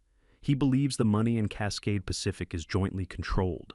He has no knowledge of the Cayman routing or the Zurich account." A pause. "He is, in the financial sense, as much a victim of this arrangement as your client." The words settled in the room. I turned them over slowly, the way you turn something unfamiliar in your hands before you understand what it is. Victoria had not built a plan to leave me for Marcus Reed. She had built a plan to leave both of us, me declared incompetent and stripped of assets Marcus left, holding an empty shell company and a set of promises that were never going to be kept, while she took $1.2 million to a private account in Zurich and began again somewhere no one was looking for her. "She was going to use him," I said. My voice came out very flat. "The same way she used me. Different role, same outcome." "That is what the financial evidence suggests," Merritt said carefully. "How do we get the Zurich money back?" Claire asked. Merritt leaned back in his chair. "Switzerland has a mutual legal assistance treaty with the United States, the MLAT, which allows U.S. law enforcement to request asset freezes and account information from Swiss financial institutions in the context of a criminal investigation. It's not fast. The process typically takes months, but it is effective particularly in cases involving wire fraud and financial elder abuse, which have both federal and international dimensions." He looked at me. "I've already been in contact with the IRS Criminal Investigation Division. They are formally interested. Once the DA in Los Angeles files criminal charges, the federal component moves with it." I nodded. I was listening to every word and processing almost none of it, because underneath the financial mechanics and the legal frameworks and the procedural steps, there was a simpler truth that kept pushing up through everything else. She was never going to stop. Not with me, not with Marcus, not with whoever came after in whatever cities she chose under whatever version of herself she decided to construct next. She had been running this same architecture of control and extraction for decades, refining it with each iteration, and she would have kept running it indefinitely if Hayes had not looked at a scan on a Tuesday afternoon in March and asked who had been managing my care. I thought about Robert Ashford and his house in Greenwich, with his faded shutters and his single geranium. I thought about what 30 cents on the dollar looks like when you have spent your life building something you believed was shared. I thought about Margaret Sullivan in Arcadia, sitting with 6 years of silence that had cost her something she would not fully recover. My throat tightened around all of it. I pressed my jaw firm and kept my eyes on the table. "David," Claire said, "what's our timeline for the arrest warrant?" Merritt glanced at her. "Based on what I've compiled, the wire transfers, the Zurich routing documentation, the Cayman intermediary records, combined with the sworn affidavit from Margaret Sullivan and the forensic analysis of the altered medical records, you have enough for a warrant today." He folded his hands on the table. "The stronger question is how much additional time you want to allow for the IRS to formalize their involvement before the arrest triggers the full federal component." Claire looked at me. I stood up and walked to the window. Below Fifth Avenue ran its usual afternoon crowd, people moving in every direction, with the particular New York purposefulness that never pauses for anything. I watched them for a moment and thought about Victoria in our Los Angeles kitchen that morning, 3 weeks ago, setting the POA papers beside my coffee cup with a smile that had taken me 28 years to correctly read. He always does. I turned back from the window. "Get the warrant," I said. "Whatever the timeline is, start it now. I'm done waiting." Claire picked up her phone and began to dial. Merritt began closing his laptops, stacking his folders, preparing to move to the next phase of the work with the methodical efficiency of someone who has done this before and knows exactly what comes after. And I stood at the window of a law office on Fifth Avenue and felt for the first time in longer than I could accurately measure something that was not the tight, careful management of anger and grief and the daily discipline of endurance. I felt ready. The warrant was signed at 7:43 in the morning. Claire texted me the confirmation while I was sitting at the kitchen table in Thomas's Brooklyn apartment, both hands wrapped around a coffee cup that had gone cold an hour ago. I read the message twice, set my phone face down on the table, and stared at the window. Outside, Brooklyn was doing what Brooklyn does at 7:43 on a Thursday morning: garbage trucks, school buses, the particular urban percussion of a borough that never waits for anyone to be ready. I was not ready. I was not sure I would ever be ready. But the warrant existed now, and the world was moving, whether I was ready or not. Claire called at 9:17. "It's done," she said. I gripped the phone so hard my knuckles ached. "Tell me." 2 detectives from LAPD coordinating with the California Medical Board. They went into Cedars-Sinai at 9 o'clock. Claire's voice was steady and precise, the voice she used when she was managing her own response to something in order to manage mine. She was in a department meeting, conference room on the 3rd floor. They walked in, identified themselves, and placed her under arrest. A pause. She didn't resist. She didn't say anything. She looked around the room. Once I think she was looking for someone who might intervene, and then she let them put the handcuffs on. I pressed my free hand flat against the kitchen table. The wood was solid and cool and real under my palm. "Her colleagues," I said. "Were they there?" "The entire department," Claire said. 6 physicians, 4 nurses, 2 residents. Nobody moved. I closed my eyes. I had spent 28 years watching Victoria walk into rooms and own them the particular authority she carried, the way people deferred to her, the invisible architecture of reputation and confidence that she had built so carefully around herself. And now that architecture had come down in front of the people who had stood inside it with her, and nobody had moved. I thought about one morning early in our marriage, Victoria in the kitchen of our first apartment, laughing at something I had said, her head tipped back completely unguarded. I had thought then that I was the luckiest man alive. The memory lasted 1 second. Then I let it go. "Daniel." Claire's voice pulled me back. "Are you all right?"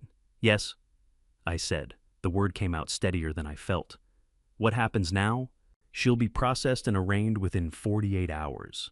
The DA's office will present the charges formally. Bail will likely be set high given the financial evidence and the flight risk. The Zurich account alone will concern any judge." A pause. "Marcus Reed has already been contacted. His attorney called this morning. He wants to talk."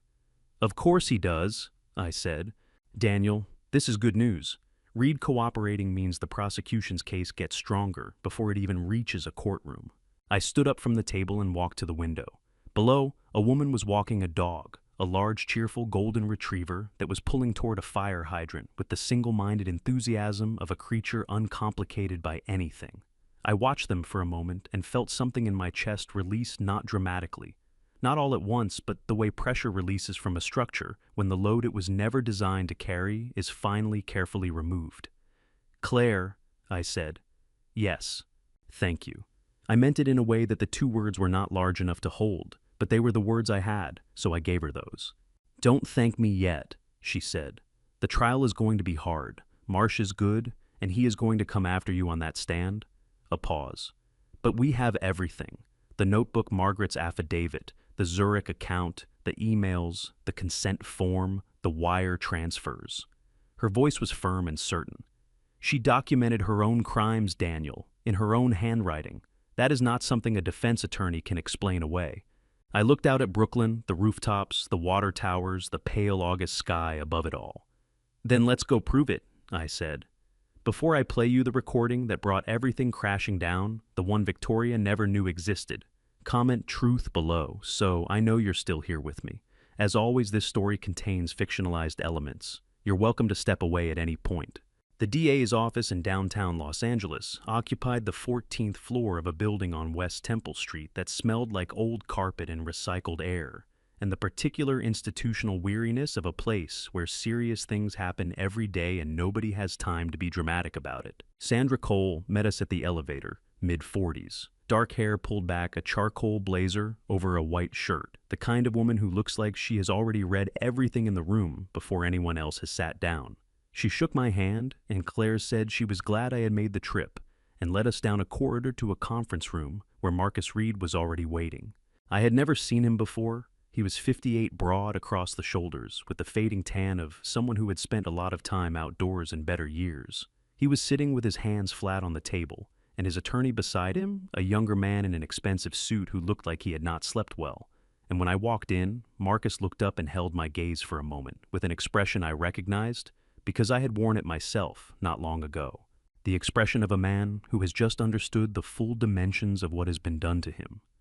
"Mr. Carter," he said. His voice was rough at the edges.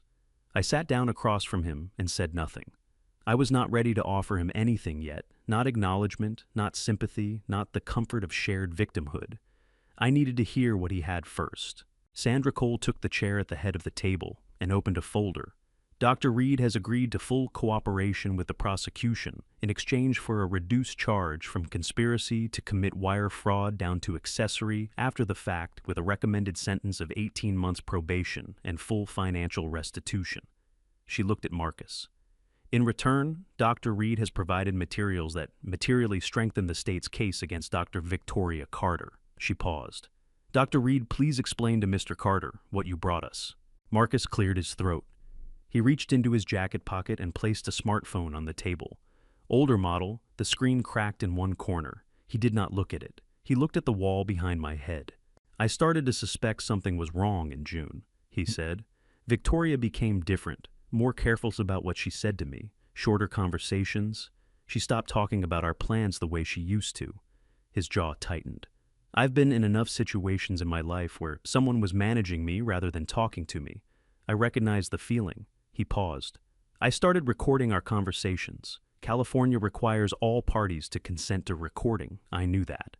But Victoria and I met twice in Nevada that summer, in Las Vegas, when she said it was easier to talk away from the city. Nevada is a one-party consent state. Those two Nevada recordings are the ones that matter." He paused. "The one from July 19th that was Las Vegas. She didn't know I was recording." "And you brought those Nevada recordings to us," Cole said. "Most of them are logistics, transfer confirmations, scheduling." Marcus picked up the phone, turned it over once in his hands, set it back down. "But there is one from July 19th. I had asked Victoria directly when we were going to move, when we were going to leave."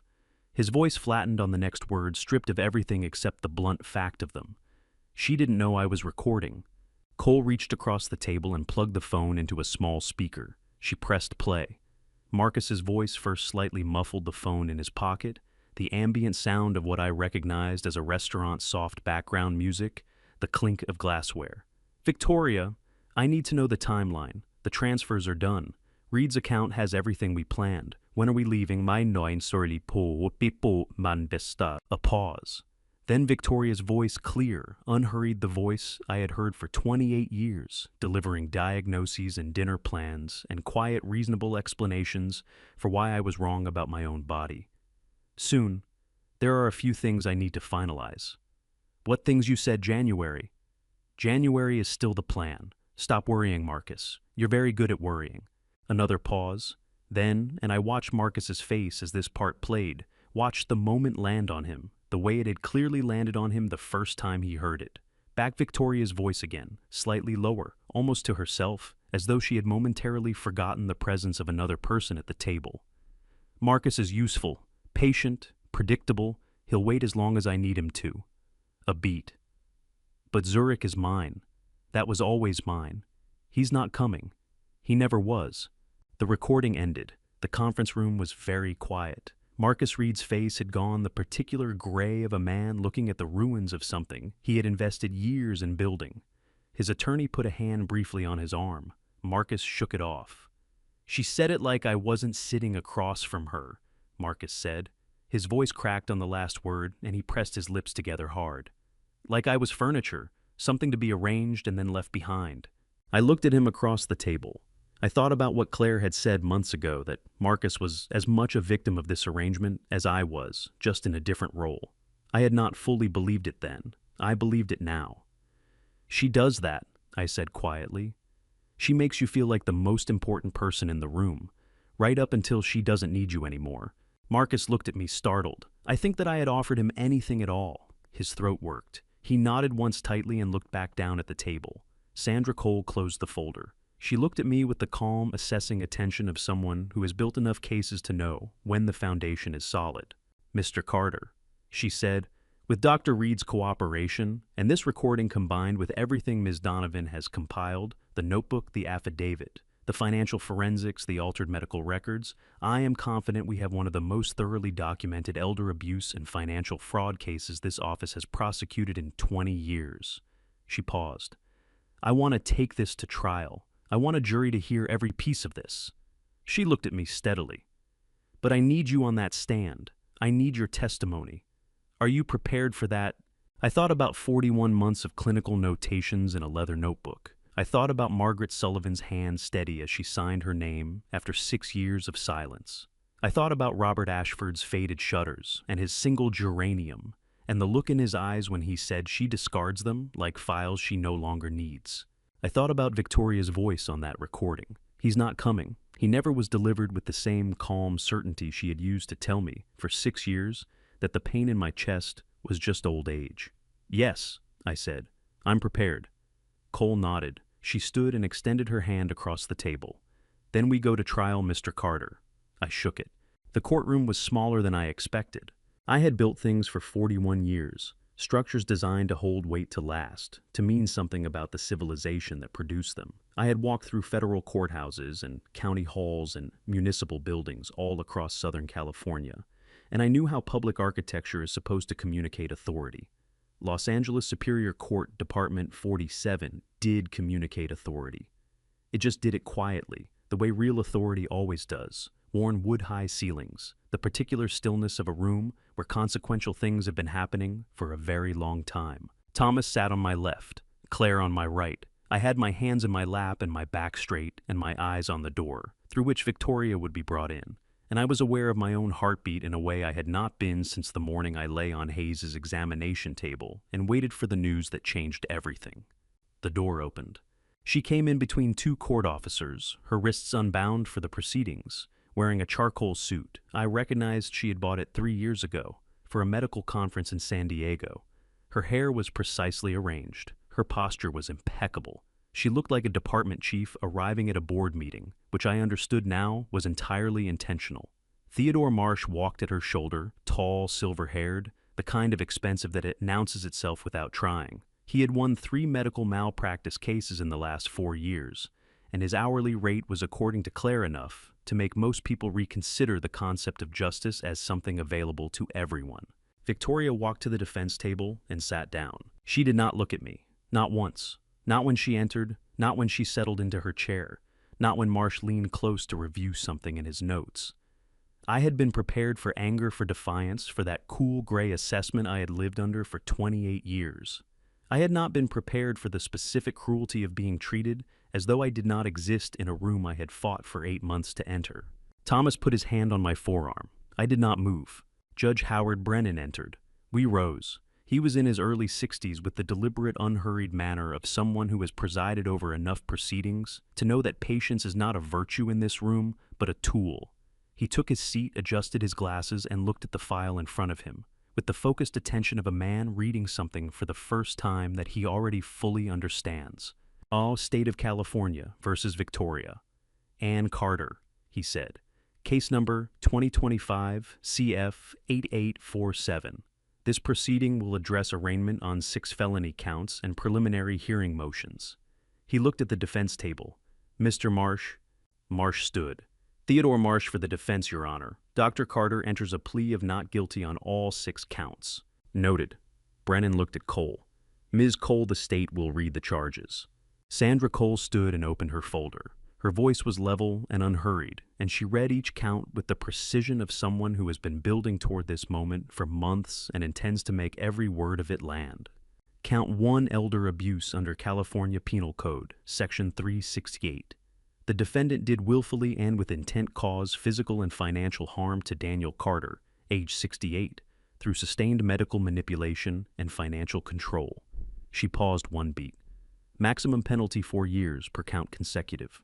Count 2, medical battery under California Penal Code, Section 242.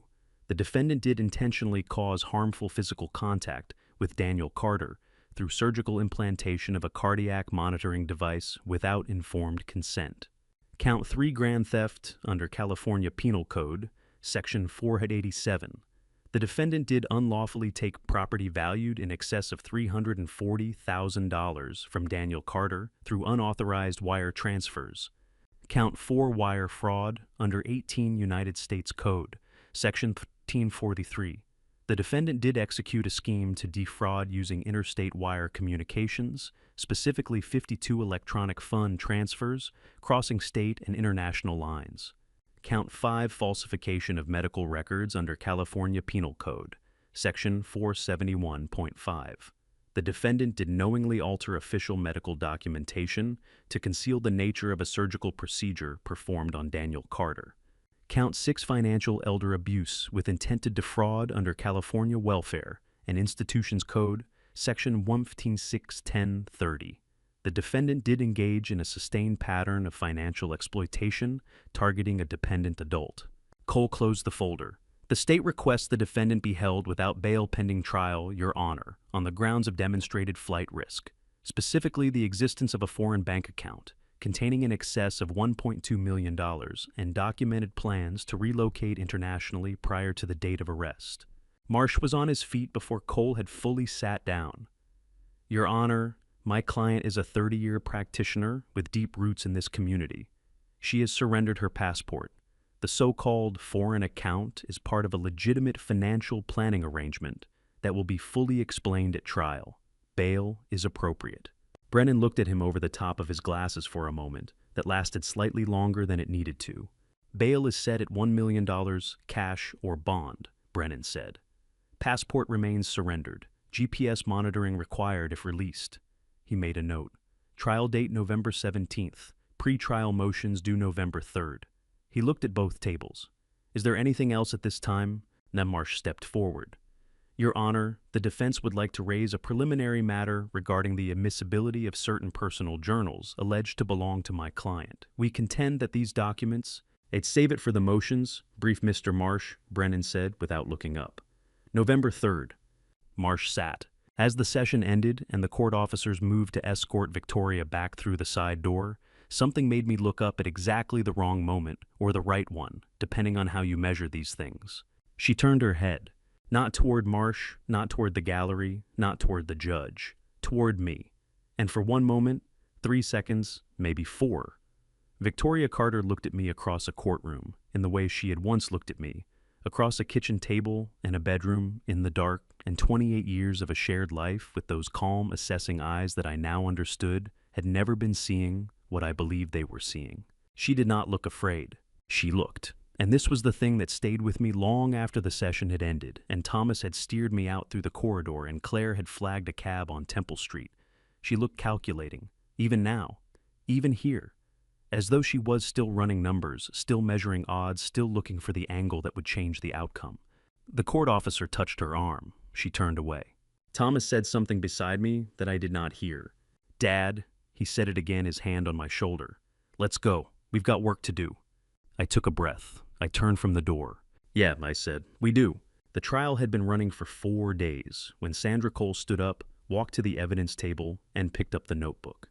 It was the same notebook I had held in my hands in Victoria's office at 2 in the morning. Dark brown leather, no label, the kind of object that looks entirely ordinary until you know what is written inside it. Cole carried it to the podium with both hands as though it had weight beyond its physical dimensions, which in every meaningful sense it did. "Your Honor," she said, "the state would like to read into the record selected entries from People's Exhibit 14, the personal journal recovered from the defendant's home office safe." Marsh was on his feet. "Objection, Your Honor. The defense has already noted our position that these entries constitute private reflection and should not overruled." Brennan did not look up from his notes. "The court has already ruled on admissibility, Mr. Marsh. Sit down." Marsh sat. His jaw was tight. Beside him, Victoria looked straight ahead at the far wall, her hands folded on the table. Her expression the one I had come to think of as her professional face, the face she wore when delivering a diagnosis she had already decided the patient was going to accept. Cole opened the notebook to the first marked page. "Month 1, she read. Her voice was level and clear, carrying to every corner of the courtroom without effort. "January 2020. D shows early signs of increased dependency following the April procedure. Fatigue complaints are consistent with projected timeline. Medical authority remains unquestioned. Initial phase proceeding as planned. I watched the jury. 12 people, 7 women, 5 men ranging from their late 20s to their early 70s. Several of them were writing. Several had stopped writing and were looking at Victoria. Cole turned the page. Month 14, February 2021. Fatigue complaints increasing. Dependency on my schedule and judgment has deepened. Subject resistant to outside social engagements. Isolation from Thomas proceeding naturally. Thomas beside me drew a sharp breath. I felt it more than heard it, the specific sound of someone absorbing a blow they knew was coming, but still hurt when it landed. Cole kept reading. Month 22, October 2021. Subject mentioned wanting a second opinion on cardiac symptoms. Redirected. Subject accepted explanation without resistance. Month 38, February 2023. Subject attempted to schedule appointment with outside physician. Intervention successful. Subject did not follow through. The courtroom was very still. The air conditioning hummed. Someone in the gallery shifted in their seat. Cole turned to the final page. She paused, not for drama, not performing anything, just reading ahead to orient herself before she read aloud. Then she looked up at the jury for one moment before she looked back down at the page. Phase 4, she read. Incapacity filing, target December 2025, a beat. Financial transfer to Cascade Pacific LLC complete. POA documents prepared. Another beat. The pause of someone letting the next words have their proper space. D will sign when presented. She stopped. The courtroom waited. He always does, Cole said. She closed the notebook. She did not say anything else. She did not need to. She walked back to the prosecution table and sat down in the silence she had made, and the silence did the rest of the work. It lasted perhaps 4 seconds.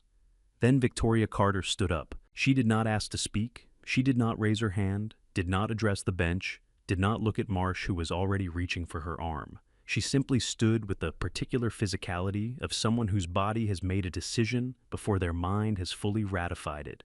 And she spoke into the courtroom in a voice I had not heard from her before, not the calm clinical register, not the warm marital one, but something rawer and less controlled, something that had been compressed for a very long time under a great deal of pressure. He needed me. Her voice filled the room completely. Everything he has, the house, the savings, the stability, all of it exists because I managed it, because I managed him. He was never capable of, Dr. Carter, Brennan's voice cut across hers like a blade. Sit down. I protected him. Her voice rose cracking at the upper edge. For 28 years, I protected him from his own decisions, from his own... Dr. Carter, sit down now. Marsh had her arm. She pulled against it not violently, but with the focused resistance of someone who has spent a lifetime not being interrupted and does not know how to process it when it happens. Her face was flushed. A strand of hair had come loose from its arrangement and lay across her cheek, and she did not push it away. He would have been nothing, she said. Bailiff. Brennan said it once quietly. The bailiff moved. Marsh pulled harder. Victoria sat not because she chose to, but because the mechanics of the room required it, because 3 people were physically exerting themselves to put her back in her chair, because even Victoria Carter could not override the accumulated authority of a courtroom when it decided she was finished speaking. The silence that followed was different from the one Cole had made. It had texture to it. It had weight. I could feel it pressing against the back of my neck and across my shoulders and in my chest, in the place where the cardiac recorder used to be. I looked at the jury. All 12 of them were looking at Victoria, not with the polite evaluative attention of people performing civic duty. With the focused, unguarded attention of 12 people who have just seen something they were not fully expecting to see, who have just watched a mask come off in real time in a room they are responsible for, and who are now processing what was underneath it.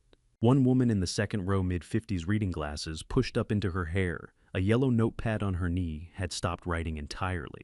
She was looking at Victoria with an expression I could not name precisely, but recognized immediately as the expression you wear when something you suspected has been confirmed beyond the possibility of doubt.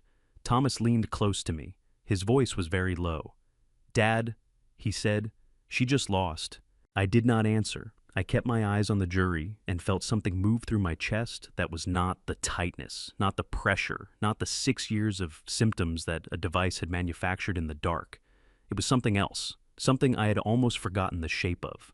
Outside the courthouse an hour later, with the afternoon sun coming down hard and flat on Temple Street, and Claire walking 3 paces ahead of us, already on her phone, Thomas stopped on the sidewalk and turned to me. "Tomorrow you're on that stand," he said. "I know." He looked at me for a long moment, my son, 40 years old, who had tried to tell me so many times and had waited with more patience than I deserved for me to be ready to hear it. "Say everything," he said. "Don't protect her, don't soften it. Say all of it." I nodded. "All of it," I said. Robert Ashford testified first by video link from a conference room in Greenwich, Connecticut. The screen at the front of the courtroom showed him in a dark jacket sitting very straight, his hands folded on a table that was not visible. The connection was clear. His voice carried without distortion. He looked like what he was, a man who had been asked to do a difficult thing and had decided after a long time of not deciding anything of the kind that he was going to do it well. Cole walked him through it methodically. The marriage, 1988 to 1995. The financial control. The gradual erosions of his confidence. The way Victoria had built a case against his competence before he had any idea a case was being built. The divorce and what it had cost him. "Mr. Ashford," Cole said, "in your experience of being married to Dr. Carter, did she ever express concern for your well-being that later turned out to serve a different purpose?" Robert was quiet for a moment. "Everything she expressed concern about served a different purpose," he said. "I just didn't understand that until afterward.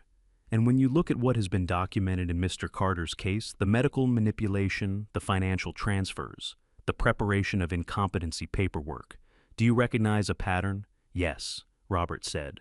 "I recognize all of it." Marsh cross-examined, briefly suggesting Robert's testimony was motivated by bitterness that a divorce 30 years ago could not reliably establish a pattern, that he had his own financial grievances that colored his perception.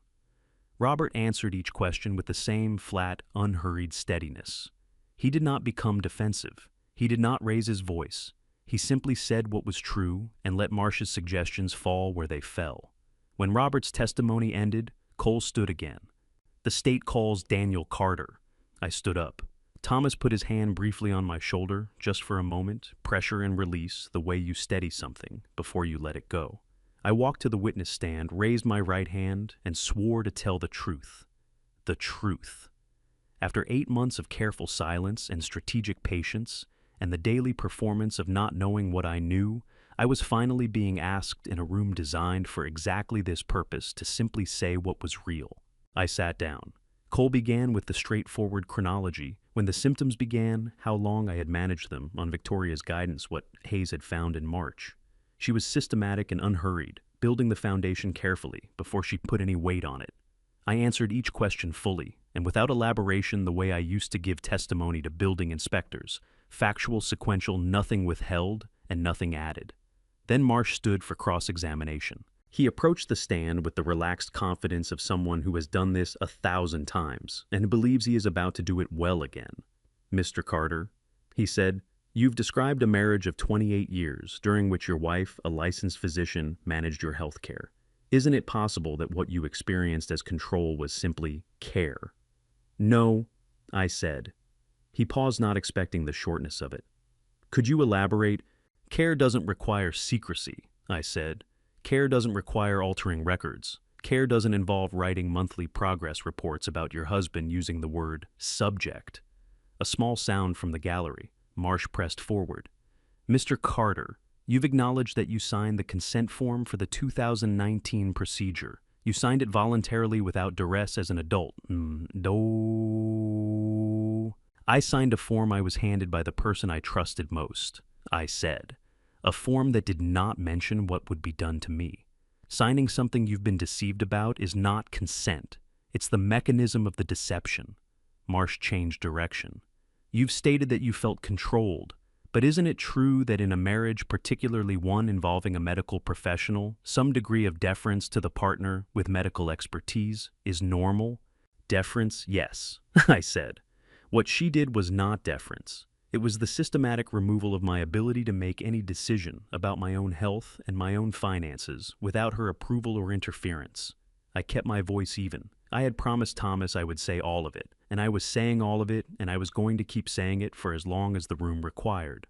I was a structural engineer for 41 years. I built things designed to hold weight. I know the difference between a load-bearing wall and a cage. What she built around me was a cage. Marsh looked at me for a moment, reassessing, I thought, whether the line of questioning was helping him. He decided it was not. "No further questions," he said. Cole stood for redirect. She walked to the podium and looked at me. "Mr. Carter," she said, "is there anything you'd like to say to this court in your own words about what the last 8 months have meant to you?" I had not been told she was going to ask that. I had not prepared an answer. I looked at my hands for a moment, then looked up, not at Victoria, not at the jury, but at the middle distance, the place you look when you're speaking something true that you've been carrying for a long time. "For 41 years, I said I built things meant to last. Bridges, parking structures, a hospital wing in Pasadena that is still standing. I built them to hold weight to serve people to outlast the conditions they were built in." I paused. "When I got married, I thought I was building something like that, something with a foundation, something real." Another pause. "I did not know that what I was building for was designed to collapse the moment I was no longer useful to the person I was building it with." The courtroom was very still. Judge Brennan did not reach for his gavel. He looked at me over the top of his glasses and said quietly, "Thank you, Mr. Carter. You may step down." I stepped down. I walked back to my seat and sat beside Thomas, and he put his arm around my shoulders and held it there, and I let him. And for a moment I did not think about the jury or the verdict or what came next. I thought about a bridge I had designed in 1987 that crossed a dry riverbed in the San Gabriel Valley, and how it was still there, and how it had held every load that had ever been placed on it, and how some things, if you build them right, do not come down. Then I looked up, and I looked at the jury. And one by one, in the way that juries do, when they have stopped evaluating and started deciding, they looked back. The jury was out for 4 hours and 11 minutes. Thomas and I sat on a bench in the corridor outside Department 47, not talking much, not needing to. Claire paced at the far end of the hall with her phone. I held a cup of coffee that went cold sometime around noon and did not notice until much later. At 1:53, Claire's phone rang. 4 seconds. "Thank you." She ended the call and walked toward us. "They're back," she said. The foreperson was a woman in her early 60s, silver-haired, composed. She held the verdict form with both hands. When the jury filed in, not one of them looked at Victoria. I pressed my palms flat against my thighs and held still. "On the charge of elder abuse under California Penal Code, Section 368, Guilty. Thomas's hand closed over my forearm so hard I felt each finger separately. On the charge of medical battery under California Penal Code, Section 242, guilty. Claire exhaled slowly beside me. On the charge of grand theft under California Penal Code, Section 487, guilty. Victoria's folded hands tightened on the table. Her knuckles went white, then, with visible effort, released. On the charge of wire fraud under 18 United States Code, Section 1343, guilty. On the charge of falsification of medical records under California Penal Code, Section 471.5, guilty. On the charge of financial elder abuse with intent to defraud under California Welfare and Institutions Code, Section 15610-30, guilty. 6 counts. 6 times. Thomas let go of my arm. He pressed both hands over his face, his shoulders shaking once twice, then lowered them, blinked hard at the ceiling, and looked back at me with wet eyes and a steady jaw. "Dad." His voice broke on the word, and he did not try to fix it. I put my arm around my son and held him, and did not say anything, because there was nothing left to say that the last 8 months had not already said. 2 weeks later, Judge Brennan looked at Victoria across the bench. Dr. Victoria Ann Carter. He said, "You used your medical education, your professional authority, and your position as a spouse to systematically deprive another person of his health, his finances, and his autonomy, deliberately, methodically, over years." A pause. "And you documented it in your own hand. That suggests a confidence in your own impunity that this court finds extraordinary." Victoria sat perfectly still. Her face showed nothing. On the state counts, elder abuse, medical battery, grand theft, falsification of records, and financial elder abuse, the court sentences the defendant to 16 years at the California Institution for Women at Chowchilla. Brennan paused. On the federal wire fraud count under 18 United States Code, Section 1343, the defendant is sentenced to 8 years at a federal facility designated by the Bureau of Prisons to be served consecutively. No eligibility for early release on the federal count. He looked up. Total sentence 24 years. Your medical license is permanently revoked, effective immediately.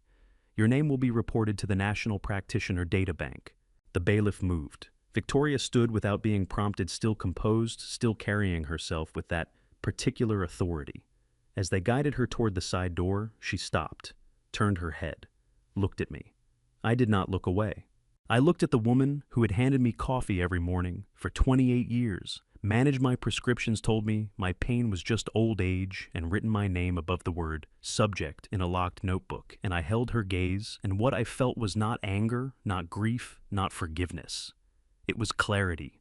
The door closed. She was gone. Outside November, light fell clean and cold on Temple Street. Thomas walked beside me down the courthouse steps, hands in his pockets, shoulder almost touching mine. "Where do you want to go?" he asked. I looked at the street. Los Angeles moved around us, enormous and indifferent, entirely unconcerned with what had just happened inside that building. "Brooklyn," I said. "I want to go home." Thomas smiled, tired, real, the smile of someone who has been waiting a long time for the right answer. "Let's go," he said. The apartment was on the 4th floor of a building on Garfield Place in Park Slope, Brooklyn. 3 rooms, hardwood floors, a radiator that knocked and hissed in the night, and 2 windows in the main room that looked out over the bare December trees of the street below. It was smaller than any space I had lived in since my 20s. It was the first place in almost 30 years that was entirely unambiguously mine. I moved in on a Saturday in late November. Thomas carried boxes up the stairs and argued with me about which drawer the silverware should go in, and stayed for dinner and left at 9 o'clock. And when the door closed behind him, the apartment was quiet in the way that new spaces are quiet, not empty, just waiting to become familiar. I stood at the window for a long time that first night, looking at the street below. A man walked a dog. 2 women passed under the yellow cone of a streetlight, talking, their breath visible in the cold. A cab turned the corner and was gone. I was still alive. That was the first thing. I was 68 years old, and I was still alive, and I was standing in an apartment in Brooklyn where no one was monitoring my symptoms or managing my prescriptions or writing clinical notations about my dependency levels in a leather notebook in a locked safe. I was in pain that was healing rather than pain that was manufactured. I was tired in the way of someone who has been through something hard, not in the way of someone being made tired from the inside. It felt cautiously and incompletely like being well. The court had returned $340,000 from the Cascade Pacific accounts within 60 days of sentencing. The criminal restitution order added $280,000. The Zurich account, $1.2 million, was still being processed through the MLAT treaty with Switzerland, a procedure that would take months and possibly longer. But Claire was confident it would come. I did not need it yet. I had enough. For the first time in a long time, I had enough. I sold the Los Angeles house in early December. The escrow closed on a Thursday, and Claire called me with the final number, and I sat at the kitchen table in Brooklyn with the phone in my hand and felt nothing in particular about it. Not relief, not grief, not the dramatic finality I might have expected.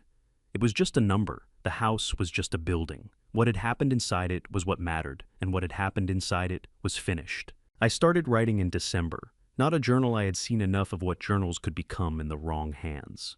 A blog public under my own name. I called it What I Built. The first post was about the 18 months between when I first noticed something was wrong and when I walked into Hayes' office in Manhattan, about the specific texture of not being believed by the person who is supposed to know you best, about how that kind of doubt gets into the joints of a person and makes it hard to move. 3,000 people read it in the first week. The trial had been covered by the Los Angeles Times and 2 national outlets. I had not anticipated that anyone beyond that coverage would find their way to a retired engineer's blog. I was not prepared for that. Thomas was not surprised. "People know this feeling, Dad," he said when he called. "More than you think." On the 28th of December, my phone rang with a number I did not recognize. Mr. Carter. The voice was quiet and a little worn at the edges, a voice I recognized immediately even though I had only heard it once. "It's Robert Ashford. I hope it's all right that I'm calling." "Of course it is," I said. I was sitting in the armchair by the window, a book open in my lap that I had not been reading. Outside, the first snow of the season was beginning to fall, tentative, exploratory, the kind of snow that is still making up its mind. "How are you, Robert?" "Better," he said. "Watching the news, reading what you've been writing." A pause. "It's good. What you're doing is good." "I learned from watching what happened to you," I said. "You gave me something to understand. I don't know if I ever said that properly." "You don't have to." Another pause, longer this time. The pause of someone deciding whether to say the next thing. "Daniel, there's something I didn't tell you when we met. I didn't think the time was right." I closed the book. "Tell me now?" Before me, Robert said there was another man. His name was Gerald Warren. After my divorce, I spent 2 years trying to understand what had happened to me. That's when I found him through court records' old filings. He had tried to report her and nobody listened. He was a contractor, built things like you. She was with him from 1998 to 2002, just after she finished her residency. Same pattern. Medical control this time, because by then she had the tools for it. He tried to fight back when he understood what had happened. Robert's voice dropped slightly. No one believed him. A husband against a doctor. He had nothing left by the time it was over. A pause. He died in 2019, alone in a rented room in Newark. He was 63 years old. The snow outside the window was falling more steadily now, settling on the branches of the December trees, covering the sidewalk below, in a thin, quiet white. I thought about Gerald Warren, 63 years old, a rented room in Newark alone. I thought about what it must have been like to carry the truth of what had been done to you and have no one believe it, to go through the end of your life holding something that heavy with no one to help you set it down. My throat tightened. I pressed my thumb and forefinger against the bridge of my nose for a moment and breathed. "I'm sorry," I said. "I'm sorry no one listened to him." "I am too," Robert said. "I've been sorry about it for a long time." He paused. "But Daniel, I'm telling you this because you need to understand something. Gerald tried and failed. I tried and failed. He stopped. When he continued, his voice had something in it that had not been there when we sat in his living room in Greenwich. Something lighter. Something almost like relief. "You're the first one who actually won. You're the first one who made it matter." The snow fell. The radiator knocked softly in the corner. Somewhere down the block, a door opened and closed, and a child's voice rose briefly and was gone. I thought about Gerald Warren. I thought about Robert in his house with the faded shutters and the single geranium that someone was watering, because some things are worth keeping alive. I thought about Margaret Sullivan signing her name at a kitchen table after 6 years of silence. I thought about Thomas on a hospital bench in Manhattan, waiting, showing up, not giving up. I thought about a bridge I built in 1987 over a dry riverbed in the San Gabriel Valley that was still standing. Then let's make sure people know how, I said. Robert made a sound, not quite a laugh, but close. The sound of a man who has been carrying something a long time and has just felt it lightened by a fraction. Yes, he said. Let's do that. We talked for another 20 minutes, small things, practical things, the logistics of how his testimony might be used in the ongoing civil case, whether he would be willing to speak publicly about his own experience. He said yes to both. When we said goodbye, it was the goodbye of people who intend to speak again. I set the phone on the arm of the chair and looked out at the snow. It was falling in earnest now, thick and steady, the kind of snowfall that commits. The street below was white and quiet and very still, and the trees had gone from bare December branches to something that looked briefly in the yellow light of the street lamps like the kind of thing you'd build a life around. I opened my laptop. The blog was on the screen, what I built, the cursor, blinking at the end of the last sentence I had written. I had spent 41 years building things meant to last. Bridges, buildings, structures designed to hold weight and serve people and outlast the conditions they were built in. I was 68 years old. I was in a small apartment in Brooklyn with a knocking radiator and 2 windows that looked out at the snow. I had a son who showed up. I had work to do. I had, against everything that had been done, to try to prevent it, a future. She took 30 years. She did not take what came next. I put my hands on the keyboard and began to write. Looking back, I realized this was never just a family story about a marriage gone wrong. It was a story about how trust, the deepest kind, the kind you build over decades, can be used as a weapon by the very person you handed it to. I spent 28 years believing that love meant never questioning the person beside you. I was wrong. Love without accountability is not love. It is a door left unlocked. I believe God placed Dr. Hayes, Claire Thomas, and Margaret in my path at exactly the right moments. Not because I deserved it, but because no one should have to fight this alone. And they made sure I didn't. This is a family betrayal that cost me 30 years. So here's what I want to say to anyone watching. Don't be like me. Read what you sign, see your own doctor, trust your pain. Your body does not lie to you, but people sometimes do. Every family story has chapters we wish we could rewrite. This one taught me that it is never too late to turn the page. And this family betrayal, as painful as it was, gave me something she never planned: to the truth. If something in this story stayed with you, leave a comment below. Share it with someone who needs to hear it. And if you haven't subscribed yet, I'd be honored to have you here for what comes next. Thank you for staying until the very end. A note: some elements in our stories are fictionalized for educational purposes. If this type of content isn't for you, feel free to explore other videos that better suit you, and we respect that completely.